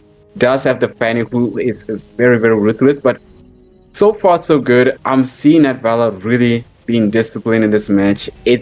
So far I can say that it can just go both ways. The execution is pretty flawless in some capacity on the side of Nightvalor, so we'll just have to see how things goes. Yeah, agreed. Because I mean, so far it's honors even between the two teams. There was a potential gank here onto the XP lane, but it is an Alice. It's very difficult to lock down an Alice. Definitely, it's pretty difficult. And looks like they're pursuing any poking there onto Belleric. Oh, look at the combination play from Super Juju on that god. That was some quick finger play from him, almost getting the setup. But now they're trying to protect this mid lane turret. The split being used by Glue as he tries to disengage. The cutthroat comes out, but as you see him low, he gets back up, flickers back to safety. This is the thing with a Glue. I'm thinking that this XP laner, there is no sideways. Like Alice can easily just evade Glue at any point with his skills. So it just boils down to execution in the likely sense. Yeah. Now potential setup here onto the Freya. Oh my goodness. It was barely there with the Sixth Sense. He realized the spatial migration was coming and he just stopped moving. That was kind of funny. Blue team has slain the turtle. Ooh. Diving into the backline, there's the throne of ruin. Now, will we see the cutthroat being committed? Yes, there is cutthroat to the backline as, look at the savior from the Marcel. He just tries to keep the Alice alive with that golden hour. But Marcel, once again, trying to distract, doesn't want to allow this red buff to be stolen. But it is Kimmy quite low, but has the mobility to get to safety. However, Freya, quick rotation, now has opened up the map, and the game has swung a little bit in the favor of the side of Evil Inc. with that mid lane turret being opened up.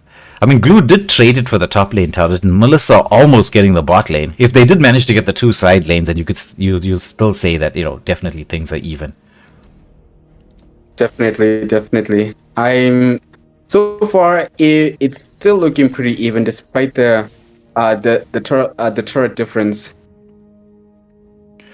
Yeah, now the engagement onto Melissa. She does have the go away as the turnaround is in there. She forces Freya to use a Valkyrie's Descent defensively to get back out. But now Fanny goes in, lands the cutthroat, quick fingers in there, but Norwich manages to escape with just a sliver of health on that health bar. That was some very impressive cabling by Virus. That the directional mobility of his cabling was just impressive. Really, I could not believe he managed to just get into Melissa, especially on that position he had there. Yeah, trying to bait out the skills. There's the golden hour. They get the catch up onto Guinevere, but there's no real follow-up. Now, control spatial migration as they catch up the Alice. But Alice can try to sustain through this, is holding out to the dive into the backline. They take out the Melissa. Now the continuation of the fight, but the spatial migration knocks up onto one. Can they get to chase onto? The Valkyrie's Descent comes out, but Guinevere, she's trying to sustain through this. She's going to get taken down, and that's going to be a 2-for-0 trade-off. Can the side of Nightvalor sustain through all of this and maybe get the turnaround? The grab comes out from the Glue. They want to get him. He's been causing so much of problems. The stun comes in from God as Marcel's just forcing everybody back. Opportunities to take this Lord. Freya is starting it up, but the Mystic Gush doesn't have the damage to deal with the Glue. It's so close. It's going to be Doofenshmirtz who secures this throne of ruin with the zone away, but the Melissa, she comes in. She's really starting to hurt along with the Kimmy. Lord is still up. You think they actually have the ability to contest for this, Nightvalor? I don't know. The whole thing, it can go either way because both sides have enough numbers so far, but we do see that right now Blue is already online coming on, so it's not looking too good. But still, despite the difference in death count, it's still looking pretty even. But still, it can still go either way so far. Nightvalor is showcasing the offensive power. And then we get a pause. Well, it's not a game that goes by where we don't get the pause. Alright, despite everything, I'm still gonna say it. Nightvalor B is just been so far absolutely brilliant. I cannot really just go against it. Up against Evil Incorporated, this very fearsome squad, they coming off as really disciplined. The offensive power has been well, I would say, precise. They're not really getting dominated. It's just looking so decently even. Of course, Evil Inc. is a bit up ahead with gold, but other way, they still have decent potential. Agreed. Agreed. I mean, they could bring in a pretty strong contest for this, but I'm not sure if it's possible with the glue being the one doing the split pushing. Granted, the side of Evil Inc. don't have an MM. They've got this early game composition. The longer this game goes on, the more in favor of Nightvalor this will turn out to be, right? Because they've got the double MM strat. So now the pause has been sorted out. So whatever those issues were taken care of. Evil Inc., they need to be careful with this engagement. You gotta make sure that you can get the proper dive onto the backline to be able to secure this. You can see they are being pretty patient with this. Fanny trying to deal with the split push, which is what you expect a Fanny to do. The rest of the side of Evil Inc. zoning out Melissa from coming in, though she is taking the long way, the safe way across. Guinevere tries to get in onto the Fanny, but it's difficult to land the spatial migration onto a Fanny. That's a real skill if you can master it. Oh, the golden hour comes through. They do manage to take out Kimmy, and that's a nice pick-off. Before this, Lord, the fight continuing. Wrath of Dryads was committed, but the chase is on here onto Guinevere, who uses the spatial migration to get back to safety. Now, this is going to be an uncontested Lord going the way of Evil Inc. They do sacrifice a tier 2 turret, but personally, I wouldn't be too stressed about it, because you take the Lord, you can cover up those turrets quite easily. Indeed.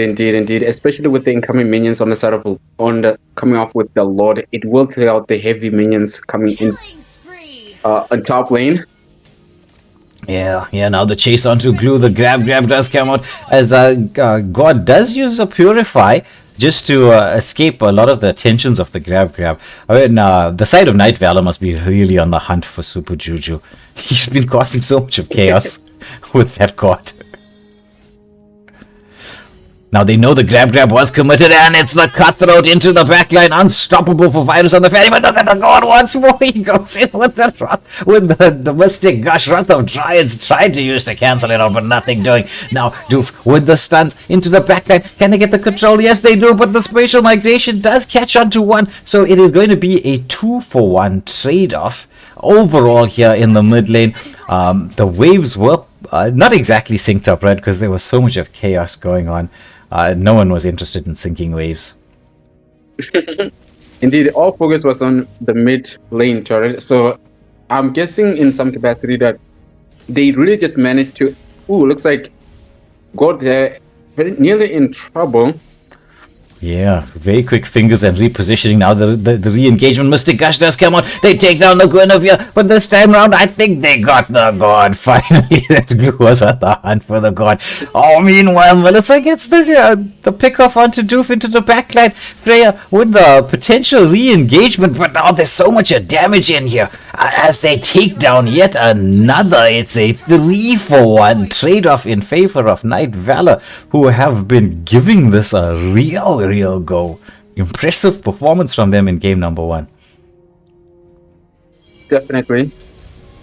Throne of Rowan catches out onto 4 Fanny trying to build those stacks in, but oh my word, these 2 marks with the damage output. Unbelievable indeed. I'm thinking, like, in this scenario, Dragon's Crew has some clean upper hand. I mean, like, at this point, Melissa is coming online right now. He's gonna be a very much just a huge thorn against Fanny as well, in addition to Freya there. Like, she's gonna start to hurt, especially with the I don't know, like the Demon Hunter's sword. It's gonna look like a huge shredder. So as long as this match keeps dragging on, because like already now the early game is gone, we're just in nearly, it's not late game yet, but it's gonna look in favor on the side of Nightvalor to really potentially make an unexpected turnaround if they showcase this level of offensive power and defensive element. The real win condition here for the side of Evil Inc. is going to be the god, who they need to keep safe. Super Juju has been safe for the most part. You know, his positioning has been very, very on point in this game. Now there's the engagement happening. The Golden Hour committed into the backline, just zoning those marksmen away. God holding on to the Mystic Gush. Now wants to try to get into the reposition. Now the Throne of Ruin does come out, but they do take down one. God trying to land the stun onto Melissa. He's looking for the angle to get in. Now the Freya does do a lot of damage in here, but Guinevere with a lovely Winter Crown coming out. Oh, Alice is in a lot of trouble, but they try to get it onto this Melissa, who throws out the go away and takes out everybody. It's a 3-for-1 trade-off. Oh my goodness. This could be a very, very big turnaround on the side of Nightvalor. Indeed, a very powerful turnaround as we do see Melissa taking down the Lord. The melt is on as Freya really just clashing in onto Valoric, and Valoric really using the Wrath of Dryad. But so far it doesn't look pretty as Gord is in the mix but getting decimated. But it's now looking pretty as now Nightvalor has taken the Lord. This could, it's just looking like a huge turnaround on the side of Nightvalor. They're making a very, very interesting, possibly a huge comeback right now. Yeah, there's just no way to deal with the Melissa. Melissa is the real problem in here. Norwich on this Melissa, I mean, is proving to be so deadly. Timing those go-aways to perfection. Indeed. I mean, when you look at Evil Inc.'s lineup, they went for an early game aggression. They went with two fighters on both lanes. They don't have a marksman, so this pretty much kills the late game potential. So far, they kind of starting to lose momentum, and this is due to drafting. But as long as they can keep up with discipline in some capacity and really just deal with Melissa as much as possible. Of course, Blue is another heavyweight, but Melissa is the biggest thorn on that side. If they can actually take her out, they can create an opportunity to potentially take this match. They need somebody to go in to bait out the Melissa. But right now, it's been a little bit chaotic, these team fights. The combos can't really land just yet. From actually both teams, but that suits the style of Nightvalor a lot more, because both of their tanks are meant for disruption. Indeed, they definitely are meant for disruption. And also just skill interruption, which is another element which really just disrupts certain skills from being casted. Yeah. Okay, it looks like whatever the potential lag issues are has been sorted out. It looks like there's a lot of people experiencing lag, like massive amounts of lag across this match. But let's see what happens. Now the Mystic Gush being used to dealt with. Oh god, and finally Alice gets the dive into the backline, gets the shutdown kill. As they're trying to get in onto the Kimmy. Kimmy trying to escape, but Doof, he manages to get the pick off, and with this, Evil Inc. should be able to defend their way through this game. Don't get anybody dealing with the waves here. They're continuing with the fight. I thought they were going back for the waves. The aggression continuing here as no, the grab while the Mystic Gush was out, and I think Freya was like, "Oh, please don't kill me! Please don't kill me, God!" It's a shutdown onto the glue finally. Indeed, an interesting turnaround taking place right now. If in some capacity Evil Inc. could just take down the base turrets, but I don't think they will, because like they're coming back right now one by one. Ooh. Oh, what a golden hour! What a beautiful! Oh my word, that was so crazy. That was legitimately disgusting. It's legitimately disgusting, as we do see both Fanny as well as Marcel picking off the Justice Paltron, really trying to counter the basic attacks from Melissa. Now pressure being placed in. They have the numbers advantage. They've got the waves. Can they get the sorted out? Kimmy's the only one there to try to defend that wave. The minion waves. Can they get the lock on? They're waiting. There's a bit of poke damage here onto the glue. Nobody's going in for the big dive. I think they should have committed for it. But it looks like they're going for a bit more safety first kind of play. Push in a wave, take the Lord. It's around the 12-second mark for the Lord to come through. Once more, that Mystic Gush coming in from Super Juju. I mean, this God play from him has been special. It's been on point. In terms of like stars of this game, Doof with that setup was so beautiful, right? Virus as well has been doing a great job. Super Juju on the God, MVP worthy performance. The same could be said for the Belleric and the Glue. I mean, the way they've been setting up, and Melissa with her damage output. This is a really good game. I would say it definitely is. Both teams really just showcasing a very worthy performance so far. It can go either way, but so far, I have to commend Nightvalor. They are really doing their best so far. They just really showcasing the offensive power. They just up against a heavyweight like Evil Incorporated. You just have to commend the performance. They just really showcasing just absolute good performance. Yeah. I 100% agree with you, because we're getting into that particular point in the tournaments and actually within our server itself, where you can see there's so much of improvement from teams.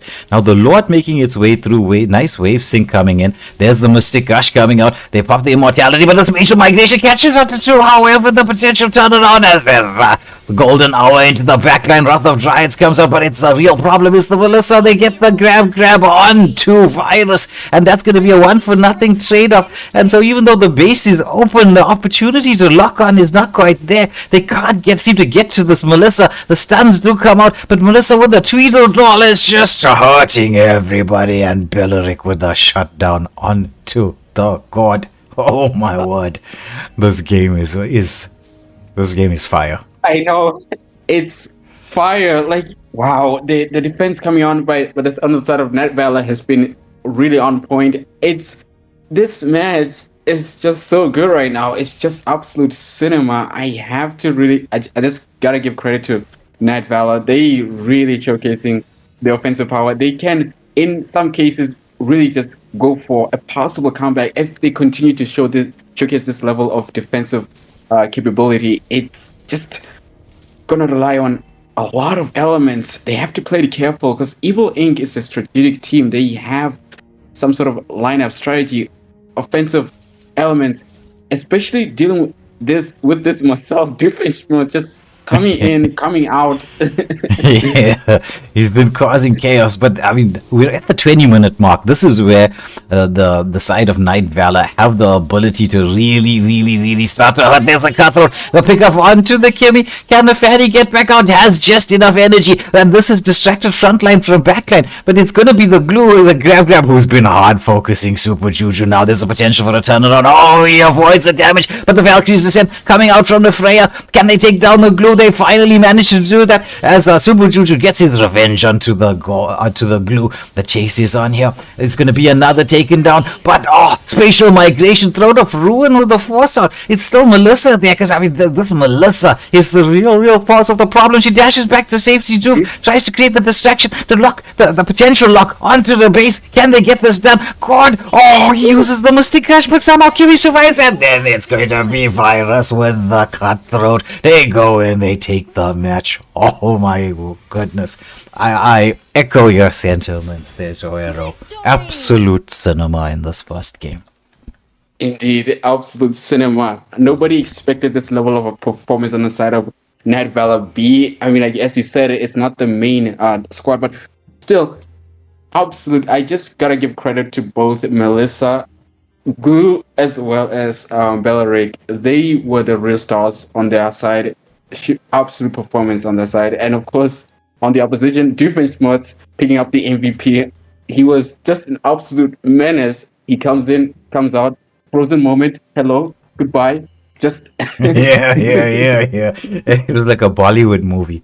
It's dancing around there, like around the tree. Indeed. Oh my word! But with that being said, let me just get this the switch up going. Both teams, they're already ready. They're not even waiting for me.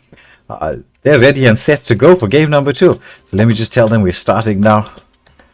As we head into game number 2 in this best of 2. This is for all the marbles in the jar.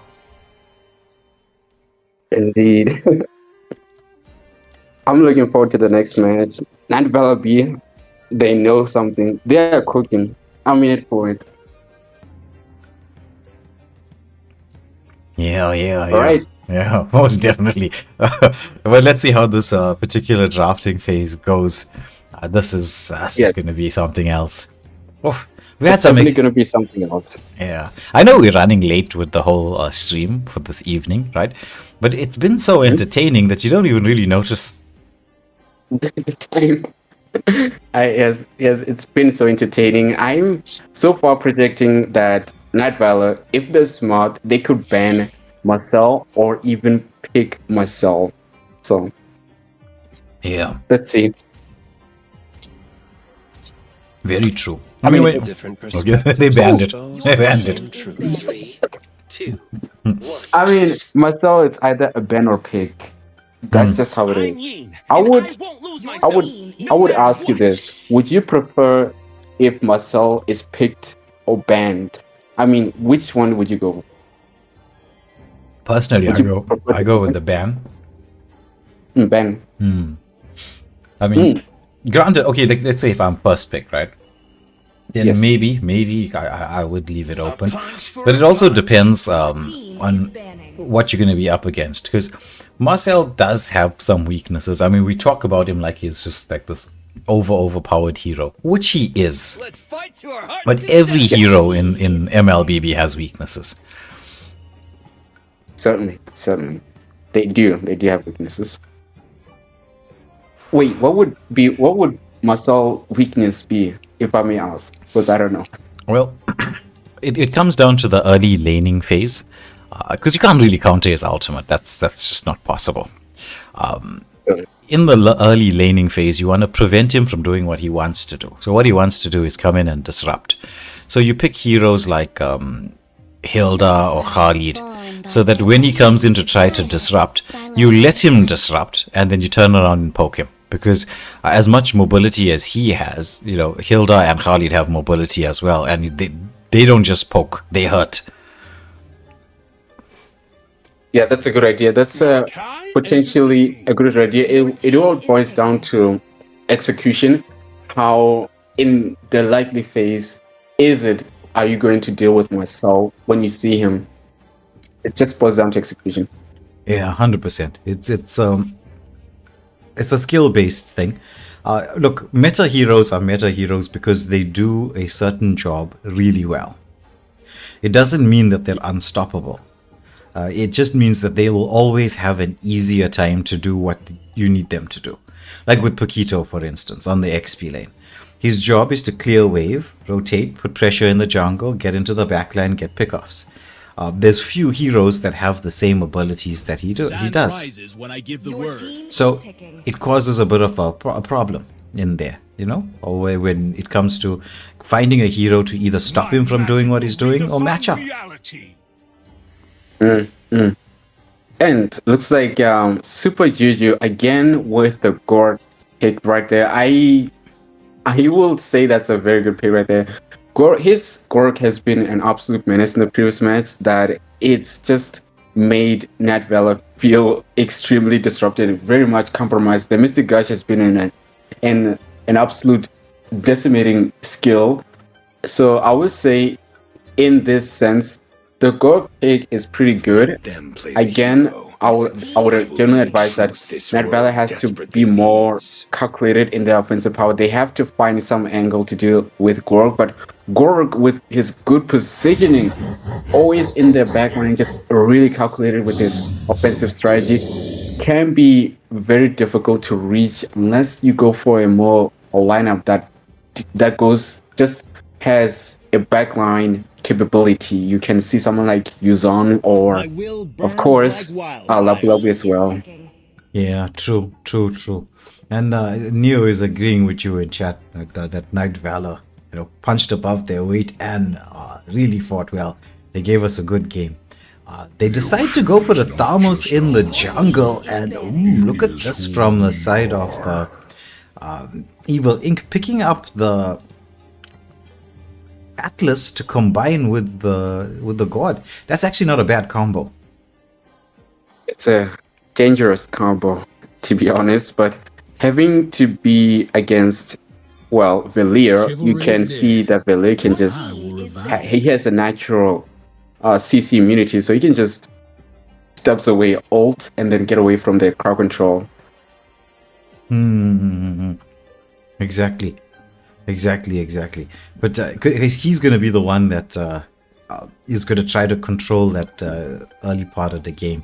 But he has to be careful with his positioning. Because if he gets caught in the Mystic Gush, and he's got Sprint as a spell. We'll see if he keeps the Sprint as the spell or goes in with the Purify. I mean, I know he has his ultimate to Purify, but having the double Purify might be best. Because you also have to deal with the Yuzon. The Yuzon and the insane purification he has. Yeah. And Evil Ink banning out the Melissa there. Yeah. I cannot blame them. Yeah, me neither. I'm like, nah. That Melissa was doing damage. Yeah. Well, but we'll take a look at Eclipse Moon, right? Whether he switches out the spell. Because personally, if I'm playing on the mid lane and I'm up against the Atlas, 100% I want to have Purify. I mean, we have to think that Atlas has a passive, basically, which allows him to just freeze units that are close to him. Any skill that is casted allows him to get the AoE element, which basically when you're close to him, he can just freeze you based on how long you're close to him. So in the good sense, I would say the Purify will enable that immunity, but it's not always going to be available because he's going to have that passive all the time. But looking at this Nightvalor, bringing the blue again, yeah, well, pretty decent, but I you know what they say, Yuzon, if it ain't broke, don't fix it. It's like, it worked the first game. And okay, look, I know what you're thinking, right? It's a Yuzong. Yuzong is going to have the better time up until level 4. Up until Definitely. level 4. No, wait. I mean, you have to consider this, alright? When Blue attaches to Yuzong, alright? When he attaches to Yuzong with a grab, Yuzong can basically just go with the Black Dragon and cancel out the grab by Blue. This renders Blue vulnerable without his ultimate, because now the Blue ultimate has now been reset. The Black Dragon is out, so it can go either way in the sense that even if Blue has the ultimate, as long as Yuzon also has the ultimate, he can still counter the grab and turn around the whole battle. True. Very, very, very true. So the question is, who's going to be landing those skills first? Because there is a huge cooldown on the Black Dragon form. And let's think about this, right? Do you want to really use a Black Dragon form to escape the glue? Especially knowing that there's going to be a team fight around a turtle or something on the offing. It's going to be a straight skill matchup here. I agree with you that this is what Yuzon can do, but it's going to be interesting to see how this is going to work out. 5 seconds till the enemy reaches the battlefield. All right, we've got the teams in the mix. We've this time around have Nightvalor in the blue, Evil Ink in the red. Nightvalor, what a strong performance in this first game. And they also have a very interesting strat here in the beginning. They're sacrificing a little bit of mid lane prio to just provide help to the jungler to clear out a farm faster. This time around, we have a bit of a swap out in terms of who's roaming and who's in the jungle. It's they still have the fanny pick, Evil Ink. It's just who's playing the fanny is different. Definitely. And we did see Evil Ink really dishing out extreme damage onto Veli and forcing Veli to go and retreat. This prompts an early aggression into top lane right now, as really there is a lot of focus there onto Yuzong. Danny going for the safe rotation, just taking the red buff side, and it looks like the side of Evil Ink, they just want to hot focus the glue there. Oh, what a petrify! What a petrify combo coming in there from the side of Evil Ink. That Petri was just like the timing of it was perfect. But now, possible counter engage happening here in the bottom lane, as Virus is going to take a lot of poke damage from I Am Shadow. Because, I mean, that's the thing with the Khalid. He's trying to play through this, but he's going in. He's got the stacks. Does he get the cutthroat? Oh, he does get the cutthroat off, but just not enough damage there. Oh, no, I am just noticing right now that it is actually Doofenshmirtz on Fanny and not Virus, so they actually did the swap. Yeah, I noticed this right now. Kind of crazy, but they went in for the swap. But oh, look at this play coming in from Madness. He is playing with the... Damn it. I just want to say something, and then the pause comes in. It's almost as if, right, Suero, as we're speaking and the pause comes in, it almost feels like somebody pressed pause on your voice. Yeah, it happened. I heard you. You said like, "Hey, coming in with the." Then you got pause. It's like frozen moment by myself in action. It is. Oh my goodness, what can we do? These things happen all the time. The lag issues in our region is a problem. I don't know. Do you think we should need to get some Starlink? I mean, why not? Anything to get a good gameplay. We would love to see a match without a single lag. That's what everybody loves, alright? So yeah, might as well can get in. Whatever it takes to get rid of lag. Whatever it takes to get rid of the lag. Indeed. Well, as things stand, right, First Blood did go the way of Evil Ink. You have to, though, be a little bit respectful of what Nightvalor has brought to the table. Very, very good performance from them in the first game. We're getting back into it now. Doof is quite low. And Tham was already starting this turtle up. Oh god, he spots him out as Doof has to cable the safety. And I was like, wait, wrong bush. I saw that, Khalid just went into the bush and was like, wait, I think I saw someone. Let me go back. Crazy stuff. I don't. He was. I'm sure I was not expecting that. He was just in, and then he went out of the bush, and then I was like, oh wait, I forgot someone. I saw him somewhere. Yeah, now engagement onto the Khalid who has to pray back. Yeah, well, look at this from the god once more. He uses that Mystic Gush. Now the Black Dragon form zoning everybody away as Virus trying to get the dive into the backline. He gets the cables off. And without the blue buff, though, he's not going to be able to really continue this fight. But the grab, the drag underneath the turret. Yuzong somehow managing to survive this. He's sidestepping, but I think he's going to get taken down. He's hoping that he can revitalize, but no, there's nothing to be done. As it's a 3-for-1. I wouldn't say exchange, right? It's just 3-for-1 in terms of the score so far. Indeed. Early on, as just similar as to the previous match, even incorporate really just having the early game aggression. I mean, you can expect it with Penny in the mix as well as Gorg. They have that potentiality to just dish out extreme damage early on. So they could be likely some engagement right now. Yeah. Fanny diving into the backline, gets a cutthroat off, and they get out. They take down Eclipse Moon.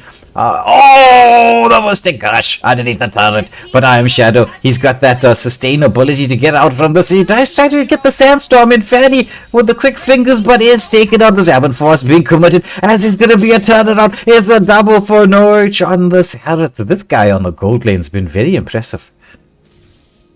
Indeed. The Harrod has been quite well skilled in this match. So I'm very impressed with his offensive power.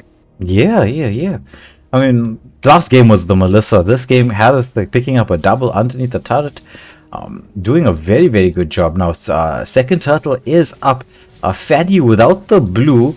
I don't know if she wants to go in for the contest. Thamus just melting this turtle down. Can he secure this? Yes, he does. Now, Fanny trying to get in with those cables, but it might be best for the side of Evil Ink to back off. Indeed, it's kind of a very great idea to just back off at this moment, but even still, it does appear that Nightvalor has a slight gold lead, so this is looking again pretty even.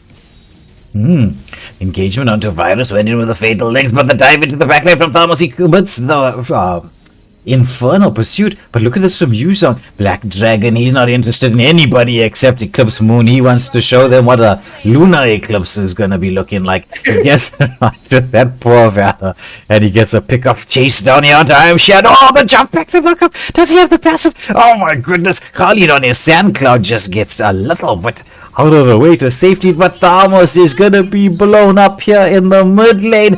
Meanwhile, Glue, this Glue, I'm not gonna lie, right? I'm starting to think that Glue needs to be our auto ban if you're ever gonna be facing up against these guys. Definitely. Yuzon getting a lot of damage, gets taken down. It's this Harith, like with his gameplay. Noich on this gold lane has impressed me in this match. I think this is going to be a one for the future, like in terms of watching Nightvalor develop, and I'm very impressed by this gold laner. Indeed. Ooh, Atlas with the stun onto Khalid there, and really just poking onto Leslie right now. Yeah. Well, Neo, I agree with you, right? Sometimes with this the whole Starlink setup, they won't agree. We need something here to make sure we have consistent internet, but so that we can play Mobile Legends without having to pause. But I don't think they're so worried about us with that. Oh, but there's the cutthroat coming out onto Glue, who sustains through all of this. Valor with the second skill pushback. What? Glue going in. He gets the grab just on time, but he's going to get dragged in by Virus underneath the turret, and that's going to be a pick-off kill. The Black Dragon form has been committed, but the turtle going the way of the side of Nightvalor. Fanny being poked back up. There's the Mystic Gush catching onto two. It's going to be Atlas in the backline, basic attacking. It's a 3-for-2 trade off, and there's Harith once more surviving and doing the damage. 3, 1, and 2. This Harith, as you said, is kind of impressive with this performance so far. Really just surviving in and nearly, wow, Fanny really just dashing in, just cabling in already in bot lane, trying to do the lane clear right now, and really just gonna go and Khalid in the mix right now. The poke nearly taking out Fanny.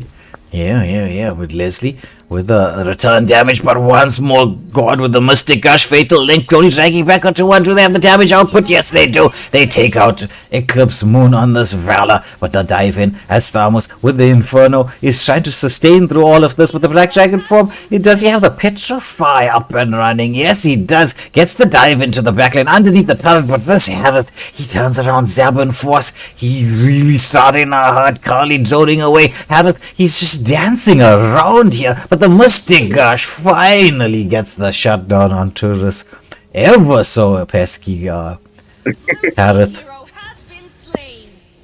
Indeed, Harith finally gets taken down. This really showcases that difference with an impressive cabling right there in mid lane, just freestyling. yeah, just really was freestyling. Now map control in the favor of Evil Ink, but once more, right? Like just like the first game, Nightvalor proving this was not a once-off. This is not a fluke. They can actually compete with some of the biggest teams in the server. Granted, they're just a couple of steps away from graduating. But their performances so far, super impressive. Fanny being taken down very low, has to disengage. The Lord is up, and so they do need the Fanny in order to secure this neutral objective. Virus with the zoning, just making sure that Leslie stays safe.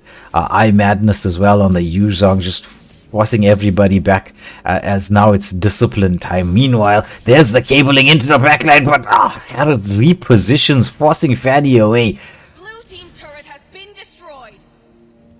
Indeed, the damage onto Fanny is really going to delay the Lord takedown as she is forced to go back and heal. And so far, Blue... Ooh, oh my word, if he didn't flicker, he was dead. Because the freeze was coming in from Atlas.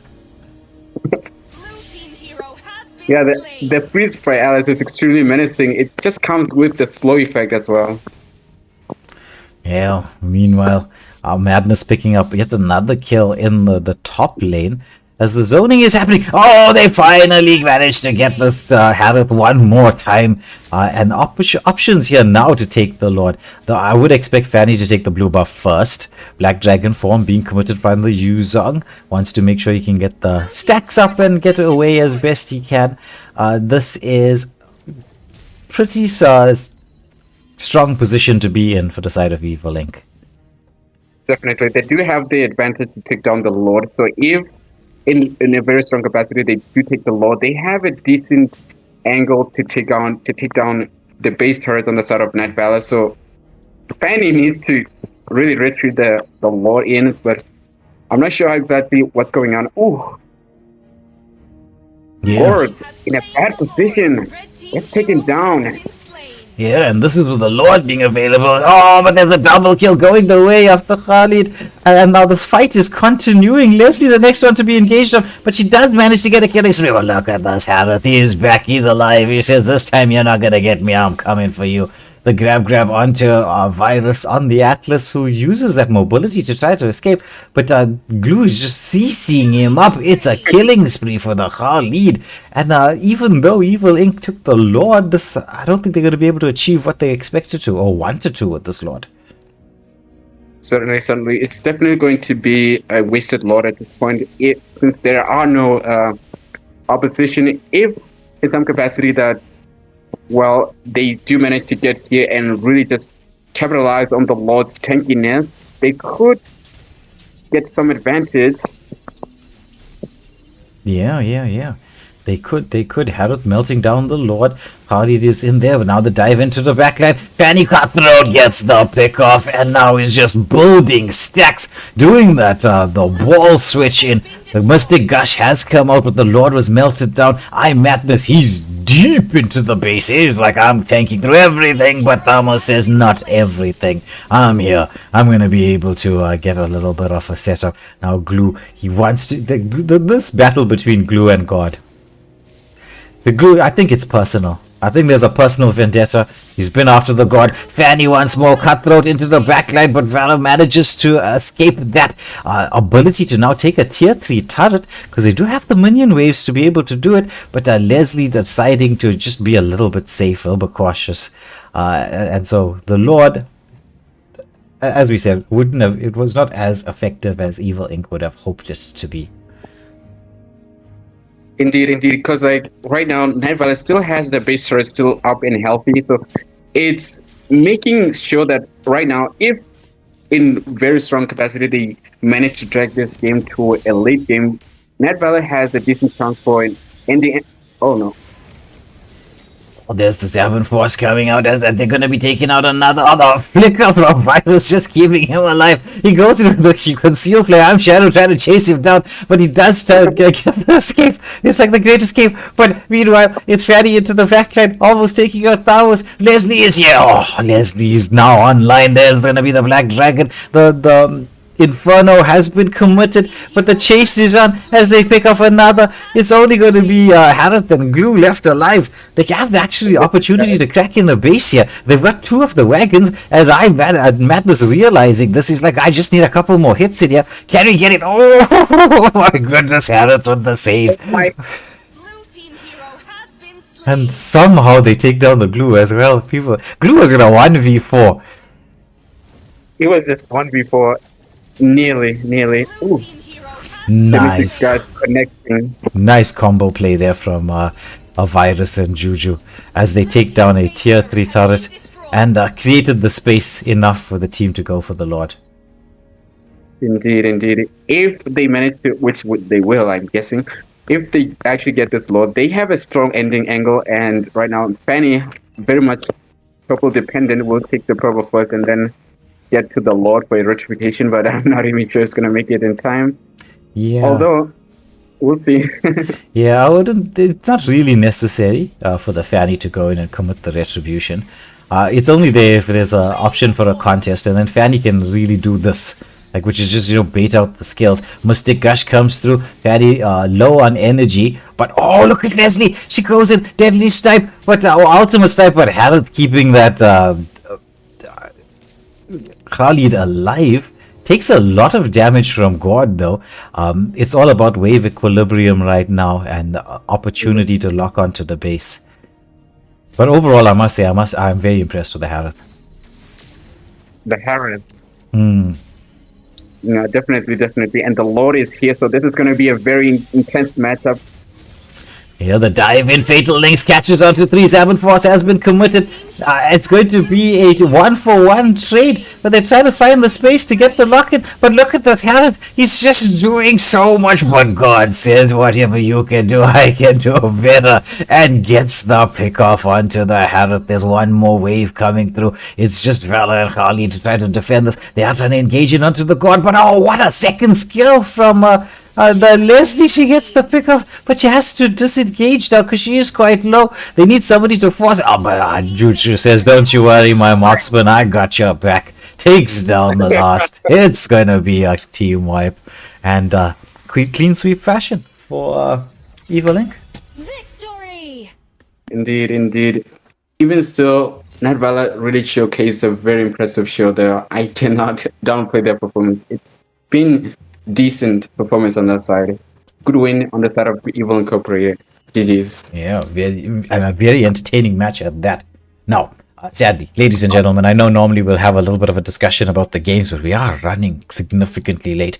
We need to get into the third and final match. It's going to be first versus third in Group C. Equinox up against Tribe. This is whoever gets the points here. It's going to be quite of a big one. But with that being said, we're going to have the pause screen up and running while we get the lobby set. I will be back with you in just a second.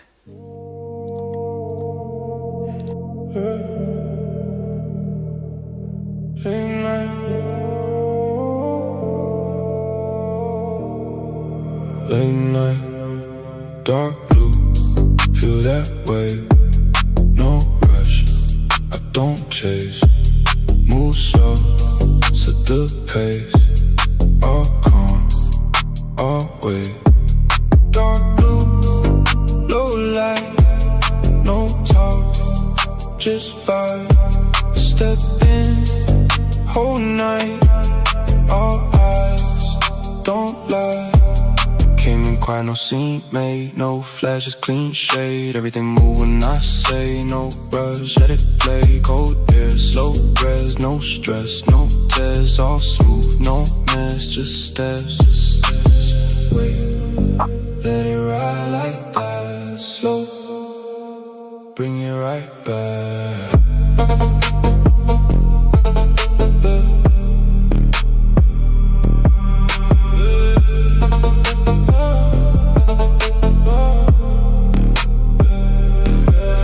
Dark blue, feel that way. No rush, I don't chase. Move slow, set the pace. All calm, all wait. Dark blue, low light, no talk, just vibe. Step in, whole night, all eyes, don't lie. All black, blue tint glass, no pass, just pass. No sound, just bass, everything in place. No tone, don't flex, no need, just press. One move, that's set, no doubt, no guess. Down, feel it in your chest now, slow. Everything connect now.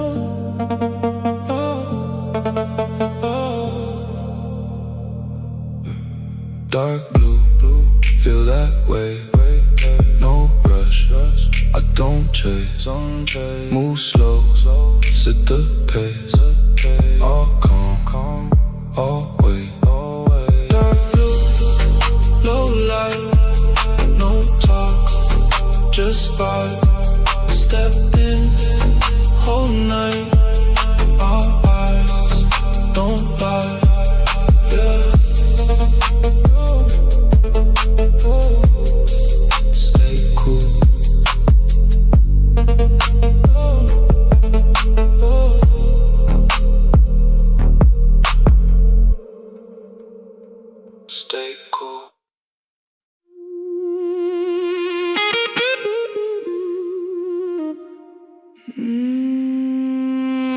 Midnight calling.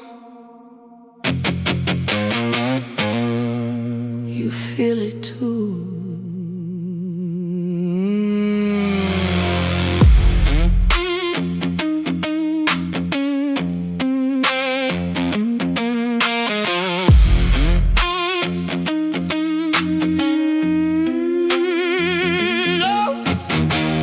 Low flame flicker in the dark. Cold wind whisper through my heart. Every step echo like a spark. Something tearing me apart. I hear your name in the night, but it don't sound right. Like a ghost in the light, pulling me in. Don't run, don't run. Don't hide too late. Feel it close, can't escape. Heartbeat racing, feel that break. It's inside. Wide awake. Don't run, don't fight, don't speak. Every breath getting weak. Too deep, too far, no sleep. It's inside, underneath. Slow walk, I don't chase, just follow. Same road, same pain, same hollow. Guitar cry with a tone so cold, like a story. Hello everybody and welcome back to the stream. We're into the third and final game of the evening. It is Equinox up against Tribe in a top 3 matchup. Equinox sitting top of group stage as of round number 4, and Tribe sitting in third position in group C. So this is really is for all the marbles in the jar. I think whoever wins this matchup will move into top spot. It's definitely likely to be that case because, as you mentioned, it's like the top. It's just teams, the top teams in the group. So I'm thinking this is going to be one of those heavyweight matchups. It's going to be just absolute bloodshed. Like, I don't know, like Equinox is a very formidable team. So up against Tribe, we're looking for a very interesting match. It could turn out to be an extreme intense matchup. Yeah, I mean, we've had intense games right throughout the evening so far. Granted, we were just a couple of minutes late. Okay, not a couple of minutes late. We were like 10 minutes, 15 minutes late, right? But yes. With the level of intensity of the games, both game number 1 and game number 2, it's just extended the time because we do allocate an hour for each match. 2 best of 3s, and usually the games are done within that space of time. But this time around, no. And I don't know what the abuse is onto Al. Al is just being abused in the lobby here. He banned out Layla, and his team is annoyed by that, so they're giving him the slaps. What are you doing? Banning out the Layla. Why? That was so funny. Yeah, I mean, I was surprised with the Layla ban, but he's getting the slappy punishment for it. Those emotes in the in the lobby is one of the better introductions that a team has that Moonton has brought to the game. Indeed. It really just allows a more animated expression. It's better than emojis. Just emotes. Just if somebody just does something in your lobby, you can just slap them. Especially when they ban Layla, so you can just. Yeah, it makes a much better effect than having to type out a message. I mean, I'm sure in their voice chat they're pretty much screaming to L about why did you ban Layla, bro? Because they just keep slapping him. It just has me laughing. Yeah. You know what I've noticed, speaking about the voice chats, so we have a voice chat for every team that competes, and a lot of teams have been really utilizing those voice chats. Sometimes I just log on to Discord, I'll see full teams in the lobby, they're having a whole discussion on strategy. they'll have the like the live stream playing, and they'll be discussing what to do. It actually made me smile because it shows that the teams in our server are really stepping up, and you notice this, like especially in the last game, Nightvalor B. Granted, they lost to Evil Inc. and the second game, Evil Inc. were much stronger in the second game, but overall across the matchup, I mean, you were saying this to me off stream, and I agree with you. You could see big potential from Nightvalor. It's definitely awakening. Like, these tournaments basically gives a new level of seriousness to teams. Like, it's kind of different to ranking, because ranking, you're facing up against opponents, you have no idea who you're facing, right? You're just blind there. But a tournament, a pro scene element, it just gives basically a tournament gives an element of a new way to approach matches. So it's like what you said, like the idea to have them just discussing their whole lineup, basically just discussing their whole strategy into how they execute plays, fixing their mistakes and all that. It's basically being credited to the fact that there is a tournament that demands seriousness into matches. Because like when you play these things, you have to be serious. So of course, it gives the impulsion to, bring out squad meetings on Discord, live stream. Let's discuss. Let's have a board meeting, people. We have this to discuss. It's just about that. Yeah. And then, even though you had the very non-serious ban with the Layla, you got a very serious ban with the Basha pick. If you're looking at the lineup from both teams, actually, right, it's quite a solid lineup. You got Paquito into the Yuzong, Basha up against the Xborg, and the carry pick coming through very early on. Now, with carry being picked up by Equinox, do you think they're going to go into banning out two marksmen in the second phase?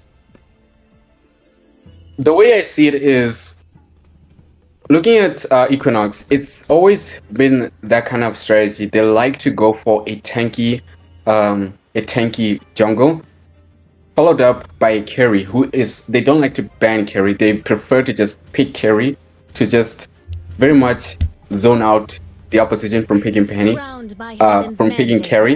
So I'm not entirely sure on the idea of whether they're going to ban out marksmen on their side, even on the second match. So it's something I don't have much anticipation, but they did ban Layla, so I don't know. They already banned a marksman, so we'll see. Well, I don't know. Maybe it'll be the Moscow. Maybe it'll be the Moscow ban, but they also have to consider the mages as well, like God, because it's God and Eve as the only two probable mages that would work very nicely with a tribe's lineup, and they're going to be hoping that they can pick up the God. I mean, pick up the Eve. I'm assuming, maybe even Valentina for that matter, but she doesn't really have much by way of ultimates to steal just yet. Yes, I'm loving the pick on Xbox there. I can say that it has a unique potential. I mean, like, he can deal true damage, which has a very significant damage against, tanky oppositions. So it just really boils down again to execution. However, what they're going to pick, the mage they're going to pick, really is going to be a crucial element. What they decide really has to be carefully executed, because, like, I don't know, like, as you said, the Eve is a clean addition to the lineup. It could go well, but I'm very curious to see what sort of material are they going to go for. Yeah. Well, right now, I would say that it would be nice to pick up if you're the side on Tribe, it would be nice to pick up the Eve, because Eve would synergize with the Khalid, the Xborg, and the Yuzong. That might be the best early pick for them, instead of going for a gold laner. I would definitely agree with you there. It was also the poking potential that Eve have in early game is ruthlessly annoying. So, but instead it looks like they're gonna go for an Obsidian, They're likely as a potential counter against, well, Puchiro. The planes exists in Yeah. equilibrium. Well, look, this is why I was saying you needed to pick up the Eve, because if you didn't pick up the Eve, then Equinox were guaranteed to pick up the Eve. Because again, it's another hero that synergizes with what they have. Now, this is going to be a very difficult choice for the side of Tribe as to what they're going to be going for in the gold lane. I mean, there is a particular, like I can see even Shani saying Valor. Yeah, Valor could be a decent option, especially into the Basha. But apart from that, could we see a Vexana in here? I don't know. I'd actually maybe say Valor might be the best option. Hijumi, Kaja, very interesting. Kaja, the suppression utility hero. I don't know, I do not contest against it. It's a very decent pick. I mean, Fighter is both a support and, well, a fighter as well. So up against Kali, that's going to be exchanges back and forth going on. So I'm kind of liking it. Also, the Sicilian pick, this one I'm not entirely sure on. I mean, Sicilian can really just he has that strong, crowd control with the second skill, especially with the thunderous damage on his first skill, especially with the stacks coming out. But he is more thriving in a bit of mid game to late game, so it's just always to boil down how things are executed. Yeah, he's gonna have to build up those stacks. I suppose Tribe are just looking for something to deal with the range from the Eve, just to maybe stay a little bit safe from the poke damage, because as you mentioned earlier, Eve's poke damage is quite significant. It certainly is. It certainly is.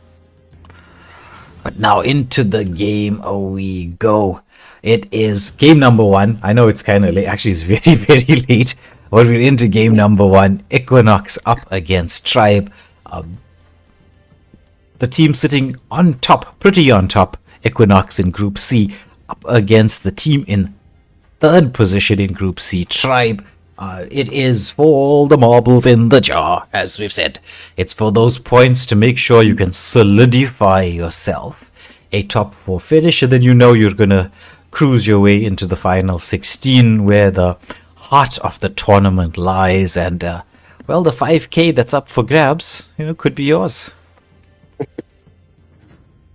Looking at the draft, I don't know. I can't seem to favor much on each side. Like, I do like the draft on Equinox. It's pretty solid in its offensive power, but as well as in the opposition, the Tribe, it's also just a bit more clean. But they have to play a bit more careful early on. They cannot go for a very aggressive style, but still, I don't know. I have no favoritism with that draft.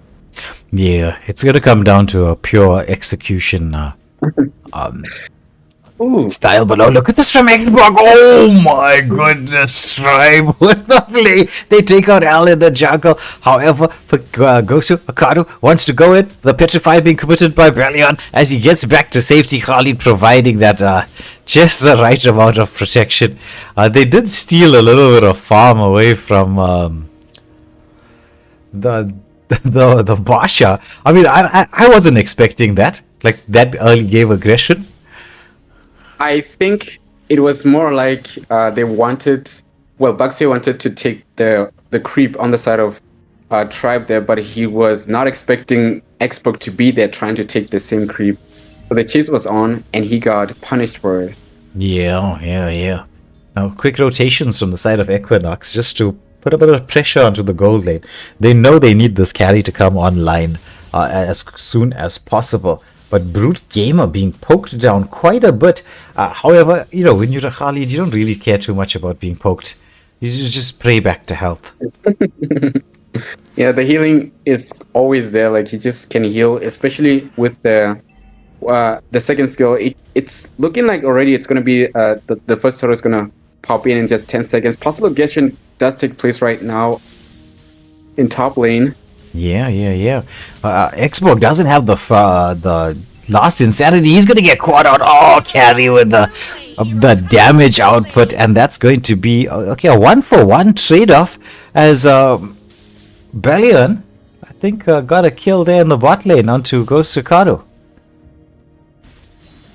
Indeed, as possible aggression does take place in top lane, it does appear that nearly taking down Khalid there with just a sliver of HP there, and as you said, it's just gonna heal up like nothing happened. But it's okay right now. You actually ended up going to the fountain of healing.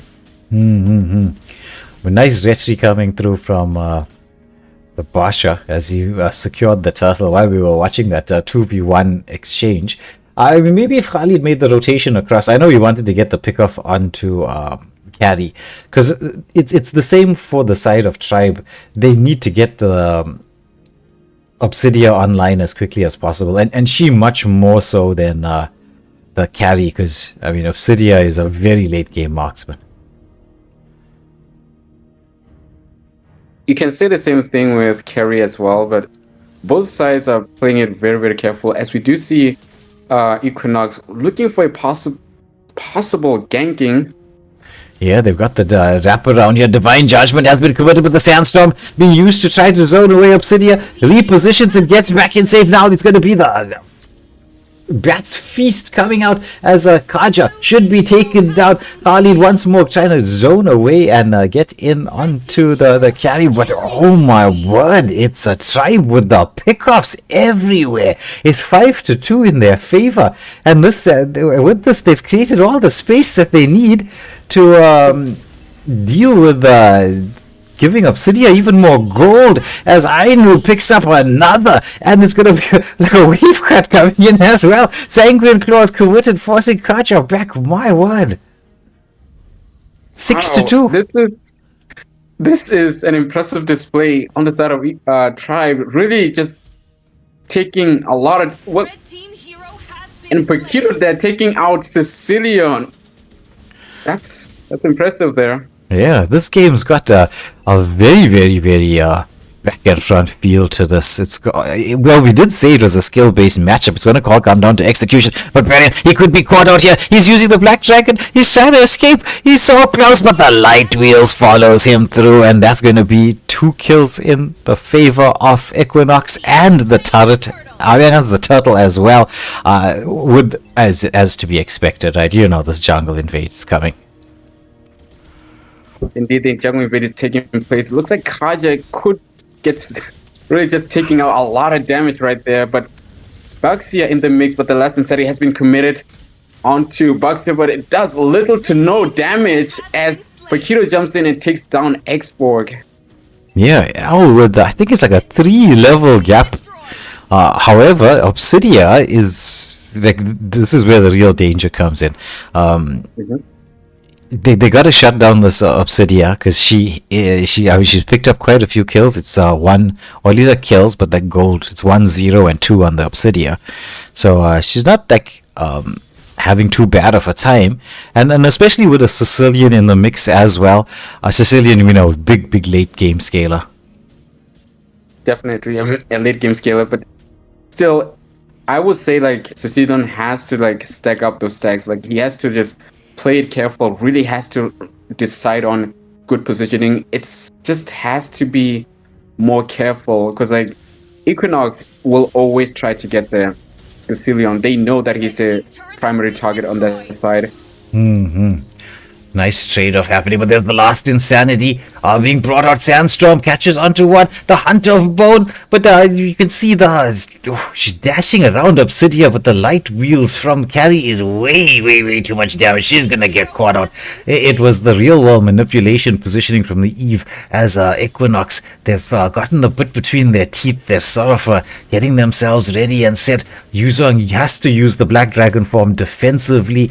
And with the space being created, Equinox should be able to take this third and final turtle uncontested, but it's going to be Turtle Poison into the backline. The Divine Judgment coming out from Kaja, trying to drag back Duloc, but Duloc turns around. There's a Retribution being committed just to get a little bit of a slow, but Eve with the zone just forces everybody back.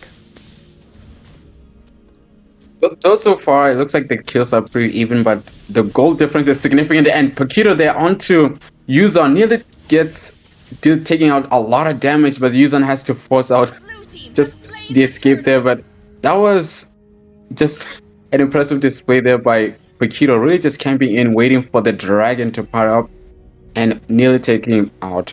Yeah. I mean, when it comes down to it, right? Blue team's turret has been It's destroyed. even though the kill counts even, it's a 3k gold lead in favor of Equinox. So you can see their rotations and their macro play is very much on point, keeping them a little bit ahead. But they need to extend this gold lead because, in terms of scaling, I'm not saying that Equinox scales badly. They got a decent scaling to their game, but it's not as big a scaling as it's going to be on the side of Tribe. Because you've got Obsidia and you've got the Sicilian, who will both come online as we head towards like the 10-minute mark in the match. Sanguine Claws with the drag back onto Kaja. Bats Feast has been committed. There's a Black Dragon form, but real world manipulation. However, the last insanity, he's trying to get the damage out, but oh my goodness, look at this. It's going to be a quick 2 take it down to Basha with the turtle poison, but the Hunt of Bones has connected onto Al, so it's a 3-for-2 trade-off going in favor of Equinox right now.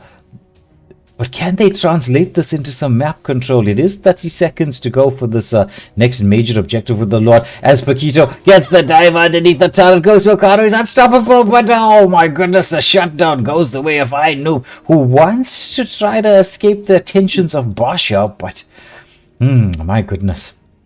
Interesting. The dive in by Paquito there was extremely risky, and it was well committed. He did manage to get the use on, but looks like there's a possible aggression in mid lane right now as possible engagement, but it looks like they're now going to overcommit.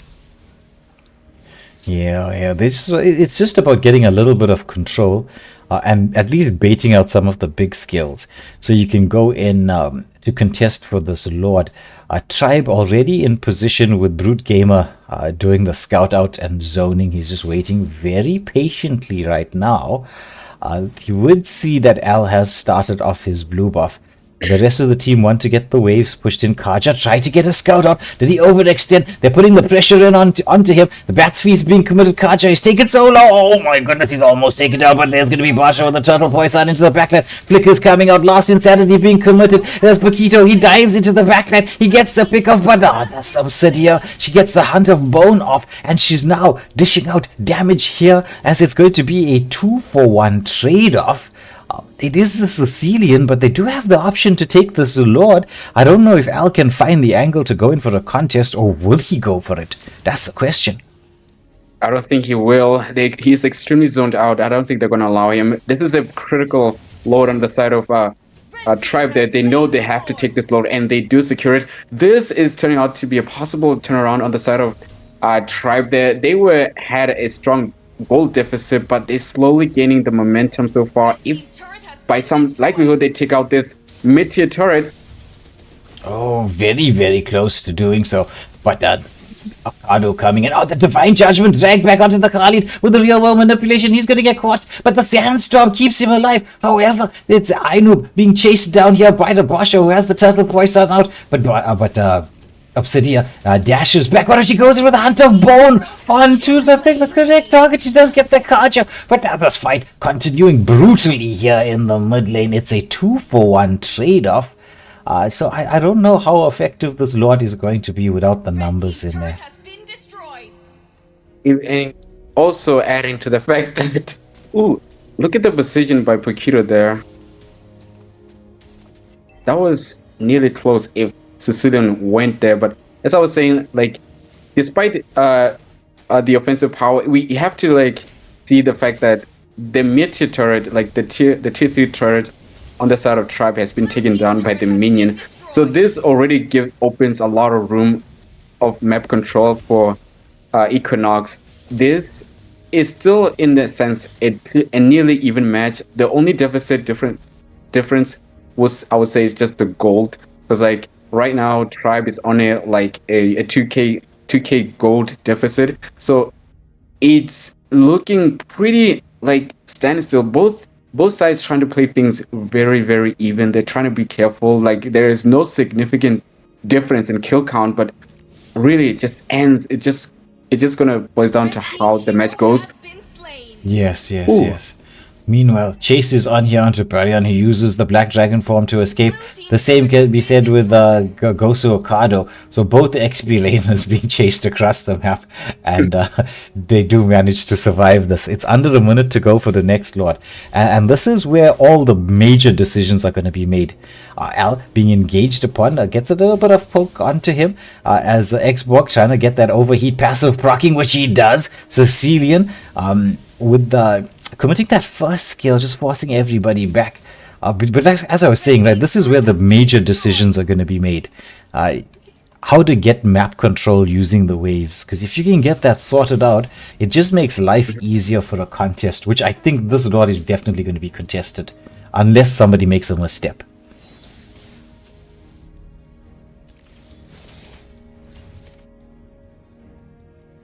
Paquito, he's a lot of engage goes on. Yeah. Paquito, he's got that position into the back lane. He's looking for Obsidia or Sicilian. And they do find the angle in here. They take out the Sicilian. Big plays coming through. Real world manipulation as a follow-up. The light wheels committed by Carry. And I think the side of Equinox have found the angle they needed. The position to be able to take this Lord pretty much uncontested.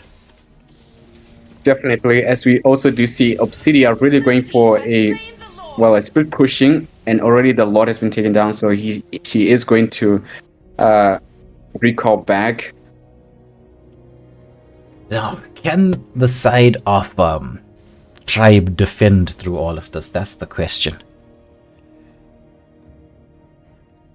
That's definitely the big question so far. Like, I would say, given the performance by Tribe, they really have a strong, I would say they have decent discipline, but because given the course of the action, they weren't at all feeding, but they were of course having a strong deficit. They Equinox had a strong early game sense, but really, I just hope in some capacity they just keep that up, not try to overextend, really just be more careful with the executions. Yeah. For the side of Equinox, it's all about getting the Sicilian right now. He's one of the best heroes for base defenses. I mean, even Xborg, he uses that last insanity to clear the way, but the dive is on here. There's a real world manipulation coming out. But Obsidia, she's piling on the damage. It's a 2-for-1 trade to make that 2-for-2 between the two teams. Obsidia does dash back to a bit of safety, and they did get the Sicilian. And this is no holy shields. Are they going to be able to go for the lock? Xborg, he does have the immortality, which does get procced. Do they manage to take him down? No, they're going to have to disengage. Obsidia is in there, but the damage output from Eve just forces Obsidia back. There is one more wave. Does Obiyari commit to this? No. He's like, look, let's just let's play it safe here. Let's breathe a little bit. Let's give the caster some time to at least have a sip of water or something. Right. No, I like the way you just drop a joke out of nowhere so unexpectedly, but yes. We do end up talking quite a lot. I mean, yeah, we do need to get some vocal rest. I mean, indeed. I hope you get your refreshment in. But it's only a matter of time before the action continues as the dive into the bottom. Oh my word! Obsidia is online. Did you see the damage from that? I kind of missed it, but they have to recall in as possible aggression is going to likely take place in mid lane, but so far it doesn't appear like they're interested in actually taking down the turret. Ooh. Khalid out of position right now. Oh, uses a Sandstorm. Sandstorm. Use the Sandstorm to escape. Sandstorm flicker as well, and that's going to be no big skill with the Lord being up, and this is a Lord you have to contest for. There's no way that you can't contest for it. The wave equilibrium is more or less okay for both teams. Brute Gamer, he's playing like a Oh, very, very, very aggressively. Like in terms of his positioning, he wants to force the bait out. Kaja has immortality, so he's gonna not be too stressed. Basha trying to find the space towards getting in towards the Sicilian. There's the divine judgment onto the Khalid, but the last insanity has been committed. Xborg, he doesn't have the immortality over the Black Dragon form. There's the takedown. However, Obsidia uses the she did use the wind of nature, but Omiyari sustained through all of that carry. He is starting to hot. This is gonna be a full team wipe. Carry should be able to get this. It's a triple for Paquito. That's a full team wipe with the waves. This should be it. First blood. This is definitely it. Equinox has the win. Impressive display of performance on their side. GG's. Very, very, very well played by them. And yeah, Carry not even wasting time, just light wheels and lock on. And so game number 1, first blood going the way of Equinox, but this was a very, very tight game. Indeed, a very, very tight game. We do see that Xbox picking up the MVP as well as Omiyari with the MVP on his carry there. Beautiful performance on that side as he locked down the turret. Yeah. GG's. Well played to both teams, but the action is not done yet. We're heading into, ladies and gentlemen, game number 2. So we're just going to get the players ready, the lobbies swapped out. And we'll just wait for one more person to ready up, and then it's time to go. Oh my goodness. This entire evening has been filled with some excellent gameplay. I am Zero, I promise you don't know how happy I am. I've been doing this I've been doing this for almost 2 years. In a couple of weeks time it'll be 2 years of casting, and in the space of time I've got a front row seat to witnessing our server grow, and like in terms of potential, it's been fantastic. Indeed. The potentiality we see in this server is absolutely top notch. It's nice to see squad really improving, really showcasing the offensive power.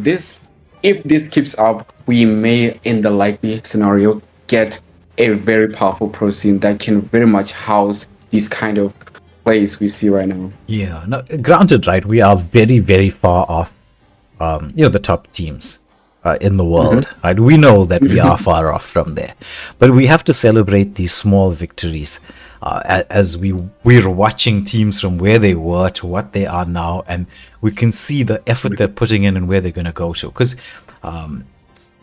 if you want to be successful in life, it's all about how much you put in, and the teams here have been putting in a lot. They definitely have indeed. I would say, in the small sense, we're still young. We're still like growing in. Compared to the First World Pro Scenes tournament, they have been doing this since Mobile Legends was just published back in 2016. So for us here, we just got our server online like just 3 years back. They had their server online for nearly 10 years. So you can see we're just growing, we're just nurturing, we're just adapting to this environment of the MOBA world, which is Mobile Legends. Yeah, exactly. We are, and look, I know maybe many people may not agree, right? But that's okay. Everybody's entitled to their opinions. We will just politely agree to disagree with you. I agree. The people who disagree with us, because I'm in full agreement with you. We've not been at this very long, and the improvements in the space of time have been significant. Also, I would say this, right? The introduction of the coaching system in our server has helped, because we've got a couple of Filipino coaches joining in, coaches from Malaysia. Yeah, it's a lot of teams are going down that avenue. And it is slowly but surely getting things there. Honestly, that's really good news. Getting the coaches in, getting the organizers from essentially the main source of MLBB esports. I mean, we know that Mobile Legends is hot in Southeast Asia. That's like the critical region. That's like the homeland of Mobile Legends. That's like where it's born. Yeah. So it's nice that we're getting that kind of protection. We get bit of coaching element from the main source to help us grow, to nurture our combat power, the esports in Southern Africa. So that's very good. It's just giving off as the strong element that here we are, we're making progress. In just years in the future, we're gonna have that top element to be one of the good squads, the best squads in our server, and potentially beyond. Yeah, exactly. Because I was actually having conversations with some of the pro coaches from the Philippines today, and what they were saying to me was they were like, "Look, we understand that obviously the server needs a lot of work and improvement, but they look at things the way I was looking at it. They're telling me they're like, look, there's potential here. It will take a few years, and with some hard work, some elbow grease, we could get things up and running in a proper manner, and that's our goal. I mean, you just look at this like in terms of the IQ of teams in terms of drafting. Like I was there 2 years ago, where players used to just pick whatever they were comfortable with. They never really go in with like synergy and strategy. Like for instance, if you see Tribe banning out the Phoveus as their last ban, the immediate response from the side of Equinox was to ban the Paquito. Because they're like, oh, you're banning Phoveus. That means you want to go for Paquito first pick. No Paquito for you. We're banning this. Right. That's very interesting because like I used to think like this drafting we normally take it for granted, but drafting is the most critical space before the real match. Like this space, like the drafting phase, is actually not just a drafting phase where you just pick heroes. There is a lot of psychology going on. Like there is a lot of psychology. It's like playing chess. It's like a chess. You make this move, that means I'll counter it with this move. I don't think it's just always about just picking what you want. It's just always reading what the opponent is trying to do, and you counter that with a different action, banning or just picking. Because like sometimes if you don't want the enemy to use this hero, you can either ban it or pick it. Just about psychology. Yeah, exactly so. And that's where some of the biggest improvements have occurred within the drafting phase itself. And Tyrant is waiting for the Layla ban. Tyrant, I think all the slaps that Al got in the previous matches slapped the Layla ban out of him. You remind me of the Layla ban. Wow. Now, in terms of the picks so far, right? I'm actually quite impressed with Equinox locking onto the carry early, especially considering they went for the Belmont and the Boxer picks. So you got the Belmont in the XP lane, and he's going to be up against Berian on the R-Lot. So this is going to be tank versus damage. I don't know, who do you think's winning that matchup?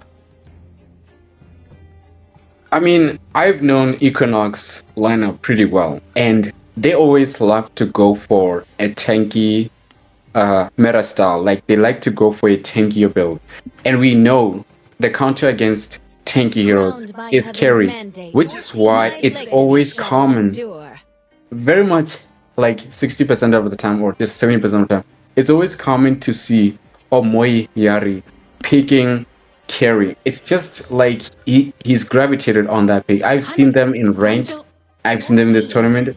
They like to do this kind of draft. It's sort of like their profile thing to just go for a tanky thing. So basically what I'm trying to say is when you're up against Equinox, it's always in the very good expectation to expect them to go for a tankier lineup. It's very not common to expect them to go for a deviant picks, but this carry pick followed by tanky picks, it's just their whole drafting phase. That's what they do. So I'm not surprised with the carry pick followed by the Balmud as well as the Boxia, because that's what they did in the previous match. Yeah. It was very, very similar, except for the the Belmont switching up with the Paquito. And to be honest, right, it's a toss-up for me as to carry versus Moskov. Who is considered to be the better or the strongest goal laner at this moment. I think maybe we'll have a poll being put up on the group chat later to see who everyone thinks is the strongest gold laner in this current meta. I mean, Moscow with the SOD, the Spear of Destruction, I mean, that gives him a lot of mobility. He can split push and then get to the objective. I mean, like when they contest in Lord, he can just split push and then strike at the right moment, and then he's already there with team fights. He's a ruthless element. Yeah, true. I mean, his skill set is so difficult to deal with. I mean, how do you stop him from split pushing properly? You're going to need enough mobility to deal with that. And then that means you're going to be committing somebody just to deal with the Moscow split push. Because you know what he's going to do. He's going to push, he's going to hide. Then you have to figure out where he's hiding. Or if he recalled. Because it's like there's these big questions that go with it. But so far in terms of the draft, I'm Noob going in on the Granger. And are we going to see Brute Gamer go for the Matilda play? Interesting pick. They definitely locked in onto Matilda pick. Matilda is like a support unit, giving off the mobility and such. I'm not entirely well in favor of it, especially in addition to the Owlet. I would say like maybe in some likely sense, maybe someone like, okay, Minotaur, but of course Minotaur is a bit countered against Boxer because you know that Boxer is a walking anti-heal unit. He has that passive. So I don't know, it just goes to boils down to execution. The CC element will be there for Akai there to provide that synergy with Owlet there, because you know it's gonna be a ruthless execution, but the tankiness on the Equinox cannot go overlooked. They have a strong lineup there. The Valentina there. The Valentina, you know, she can just steal the heavy spin, the Mr. Gush. It's just gonna be the lineup on Equinox looks pretty solid there. I cannot disagree with it. Yeah, that Valentina took the draft over the top in Equinox's favor, because I mean that's a very, very solid pick. I don't know, I was thinking instead of the Matilda, I was thinking maybe this could be a decent game for Kaja, because he's going to have the zoning potential to stop the Cho, to stop if he can get onto the carry as well, you know, that can definitely help. But with that being said, ladies and gentlemen, that's us with what we think is going to happen in the draft itself. It's all, as Zoero said, this is all coming down to execution right now, and Gosu, he's going super aggressive here. Onto the Arlot. Oh my goodness, they're continuing this engagement. His first blood in there with the wave cut, and now it's potential to just invade the jungle. Look, Akai needs to invade on the other end of the map. There's no way you want to really try to contest for this. Definitely. Oh my god, mid lane, there was some early game aggression, as we do understand that Autolit is pretty weak at level 1, so he is going to have to play carefully against Belmont. With Belmont having that strong power spike, this is going to be an intense, fiery Belmont. Yeah. I mean, look at Al. He's taken none of his jungle. Now the chase is on here to just Woken, and they take down the Akai. Or they went in to see if the blue buff was going to be available. But quick rotations here towards the gold lane. I know he could be in a lot of danger. He flickers back, but it's straight into the arms of Valentina, as Hijumi says, welcome to hell, and sends Ainu back to the base. Shortcut.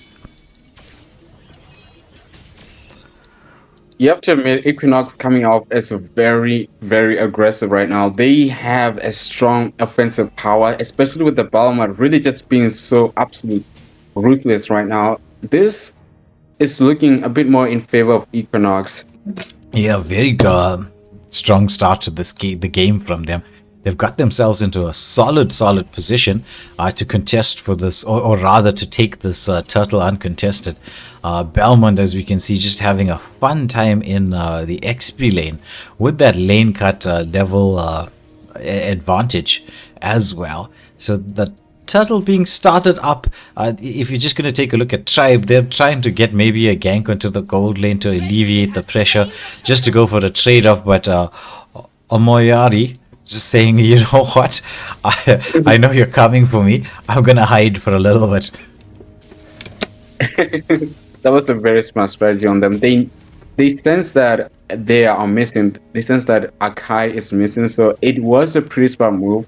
Very strong, good micro awareness, map awareness on the side of carry that. So that's an interesting decision making. As we also go for the just wave freeze right now. Yeah. Which is not a bad decision. I mean, you gotta have that sixth sense when you're playing this game, especially if you're on the side lanes. And yeah, Tyrant is just it's super aggressive from the side of Equinox. They've got the bit between their teeth in this early part of the game. They want to just make sure that no mistakes, and they're taking as much farm as they possibly can from pretty much everywhere. I mean, if you're looking at it, it's like it's about a 2.5k gold lead. Just Woken, could he get scouted out? He tries to use the second skill, but there's going to be the knockup. He uses the heavy spin to disengage, because that was looking very, very dangerous for him. Definitely, using the heavy spin defensively was the right choice, but this already puts him at a vulnerable state, as he is going to get countered right now. Dashing back to a bit of safety, Circling Eagle knocks up two. The Guiding Winds is there, Matilda Airways, just to keep everybody safe. But things have slowed down a little bit from that very aggressive early part. Equinox still maintaining that gold lead and getting themselves into a solid position to again take another turtle uncontested. Definitely, I definitely agree on the idea to just not contest it, but we have to consider that Tribe has, well, Akai, and Akai is pretty good when it comes to just taking objectives. Yeah. Now he's gonna get chased down. He commits the heavy spin of Jumi with the flicker back, but Arlott goes in. Final slash gets the setup. Just Woken getting a kill on the board for Tribe. They'd be pretty relieved with that. Valentina, though, stole the the final slash from the Arlott, who's going in. He tries to get a bit of control. Valentina with the poke back and dash, as Matilda, taking a lot of damage in there, has to use the Guiding Winds to get to a certain degree of safety. Meanwhile, the gold lane, there's going to be Ainoob up against Omiyari. It's the Light Wheels versus the Death Sonata, as both marksmen just come out with a little bit of damage on either one. Indeed. Ooh, the knocking connects. Way of the Dragon, I think, was onto the wrong target there. Yeah, definitely. I think he was hoping to get the kickback onto the God, but God managing to escape. A lot of kills, as we can see so far, but it has yet to translate into any degree of map control. It's under a minute to go for the next lot of the game. Now the wraparound play is in here. I know he's gonna get caught out, just cannot escape the attentions. Meanwhile, Belmont, he's in a 1v4 situation. He gets taken down, so that's no Belmont, at least for the next 30 seconds or 20 seconds or so. But I think with this trade-off, this should be the first turret of the game down. Yeah, that's going to be the first turret. It's definitely, there's no defense coming in, but already now there's going to be 10 seconds in for the third turtle. Likely going to be uncontested.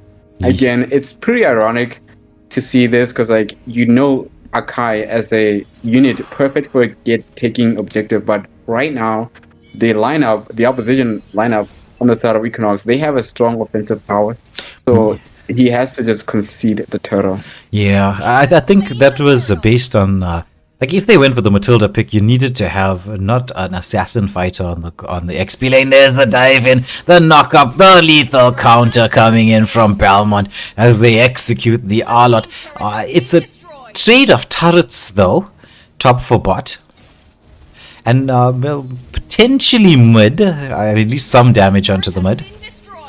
I mean, it could just be top, actually bottom lane getting taken down by a carry right now.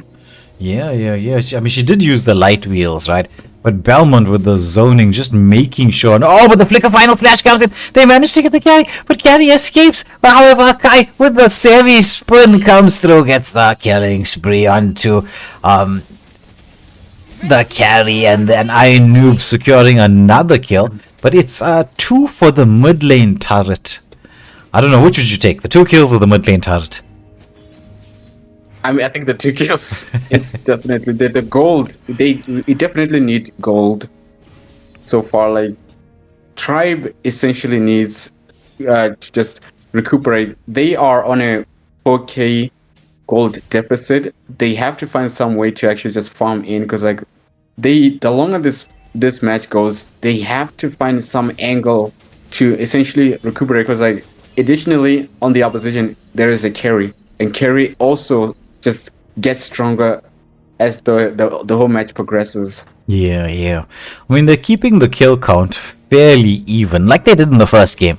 But Equinox, with that sort of slow squeeze, have been sorting things out. Oh, but the heavy spin committed onto Basha. Do they have the damage to deal with? No Mystic Gush available. It was committed, I think, a little bit too early. But Belmont, he's spinning it on. Oh, he goes through the lethal counter, but he's just slightly off target. Matilda used that...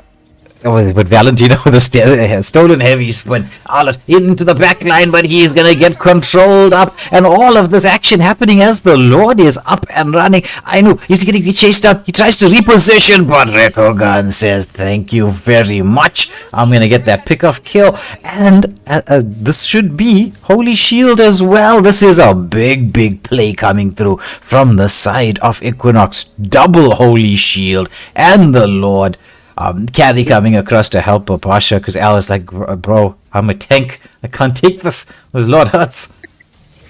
Yeah, it's exactly how you projected it. The takedown on the Holy Shit was very good, especially with the follow-up on the Lord takedown. This gives them a huge advantage to really just knock onto the base turrets, which are extremely critical, especially this early on into the match. And as we do see, like, they have to sort the wave equilibrium. It's pretty much extremely critical both for mid lane and bottom lane, as also looking like they're gonna take down the top lane turret, as well as it is the only last tier 2 turret on the side of Tribe.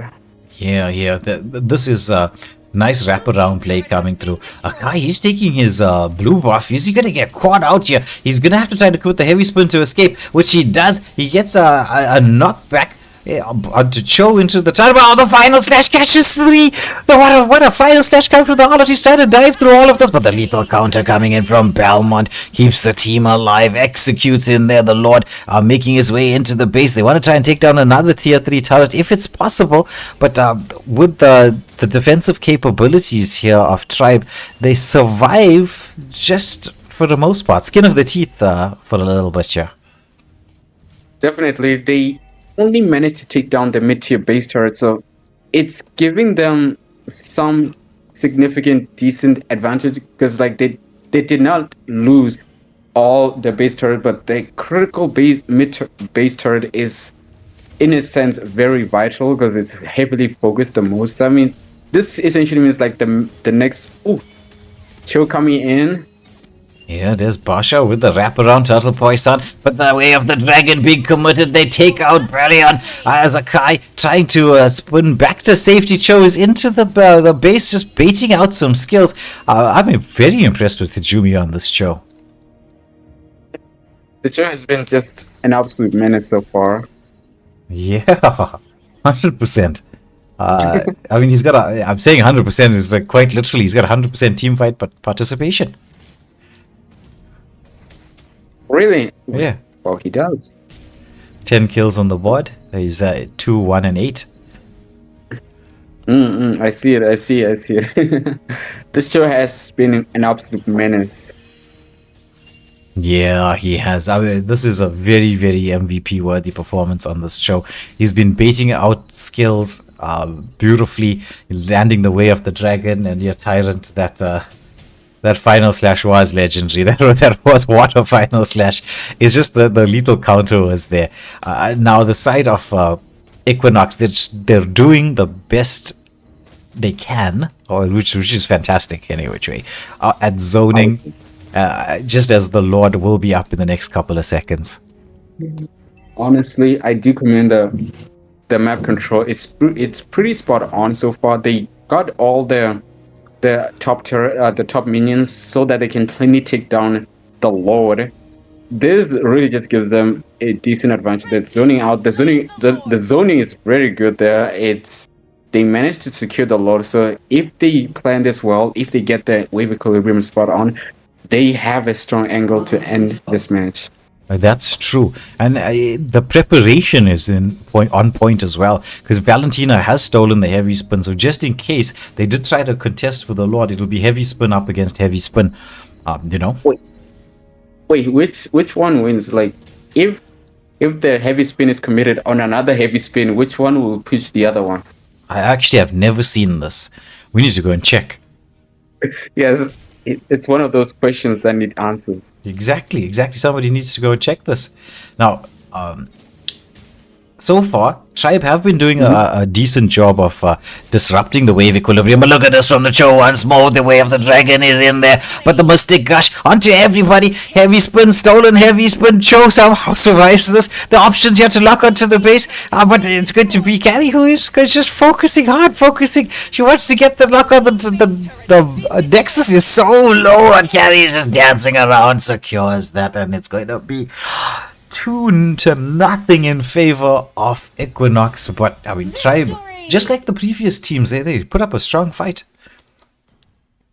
Honestly, they did. I very much commend the side of Tribe. Really good performance so far. The quarter was pretty good. Not a single kill on his side, but I will say in this sense, they were pretty much outdrafted. I didn't potentially like the Matilda pick, especially with the tankiness lineup on the opposition. They in a sense, they could have gone for a more tankier XP so that there is some clean synergy, some sustainability in some capacity. But good game on both sides. Exactly. I do agree with you. But Equinox just cementing their place on the top of Group C. Are they a guarantee to make their way across into the round of 16? Well, only the numbers will tell. But, ladies and gentlemen, on that note, it's been a long but highly entertaining stream. I hope you had a wonderful evening with us here on this Tuesday night. Thank you for tuning in to watch. It's been a pleasure to cast for you. But for myself, Waylander and Zuero, we're gonna say goodbye and good night until we catch you on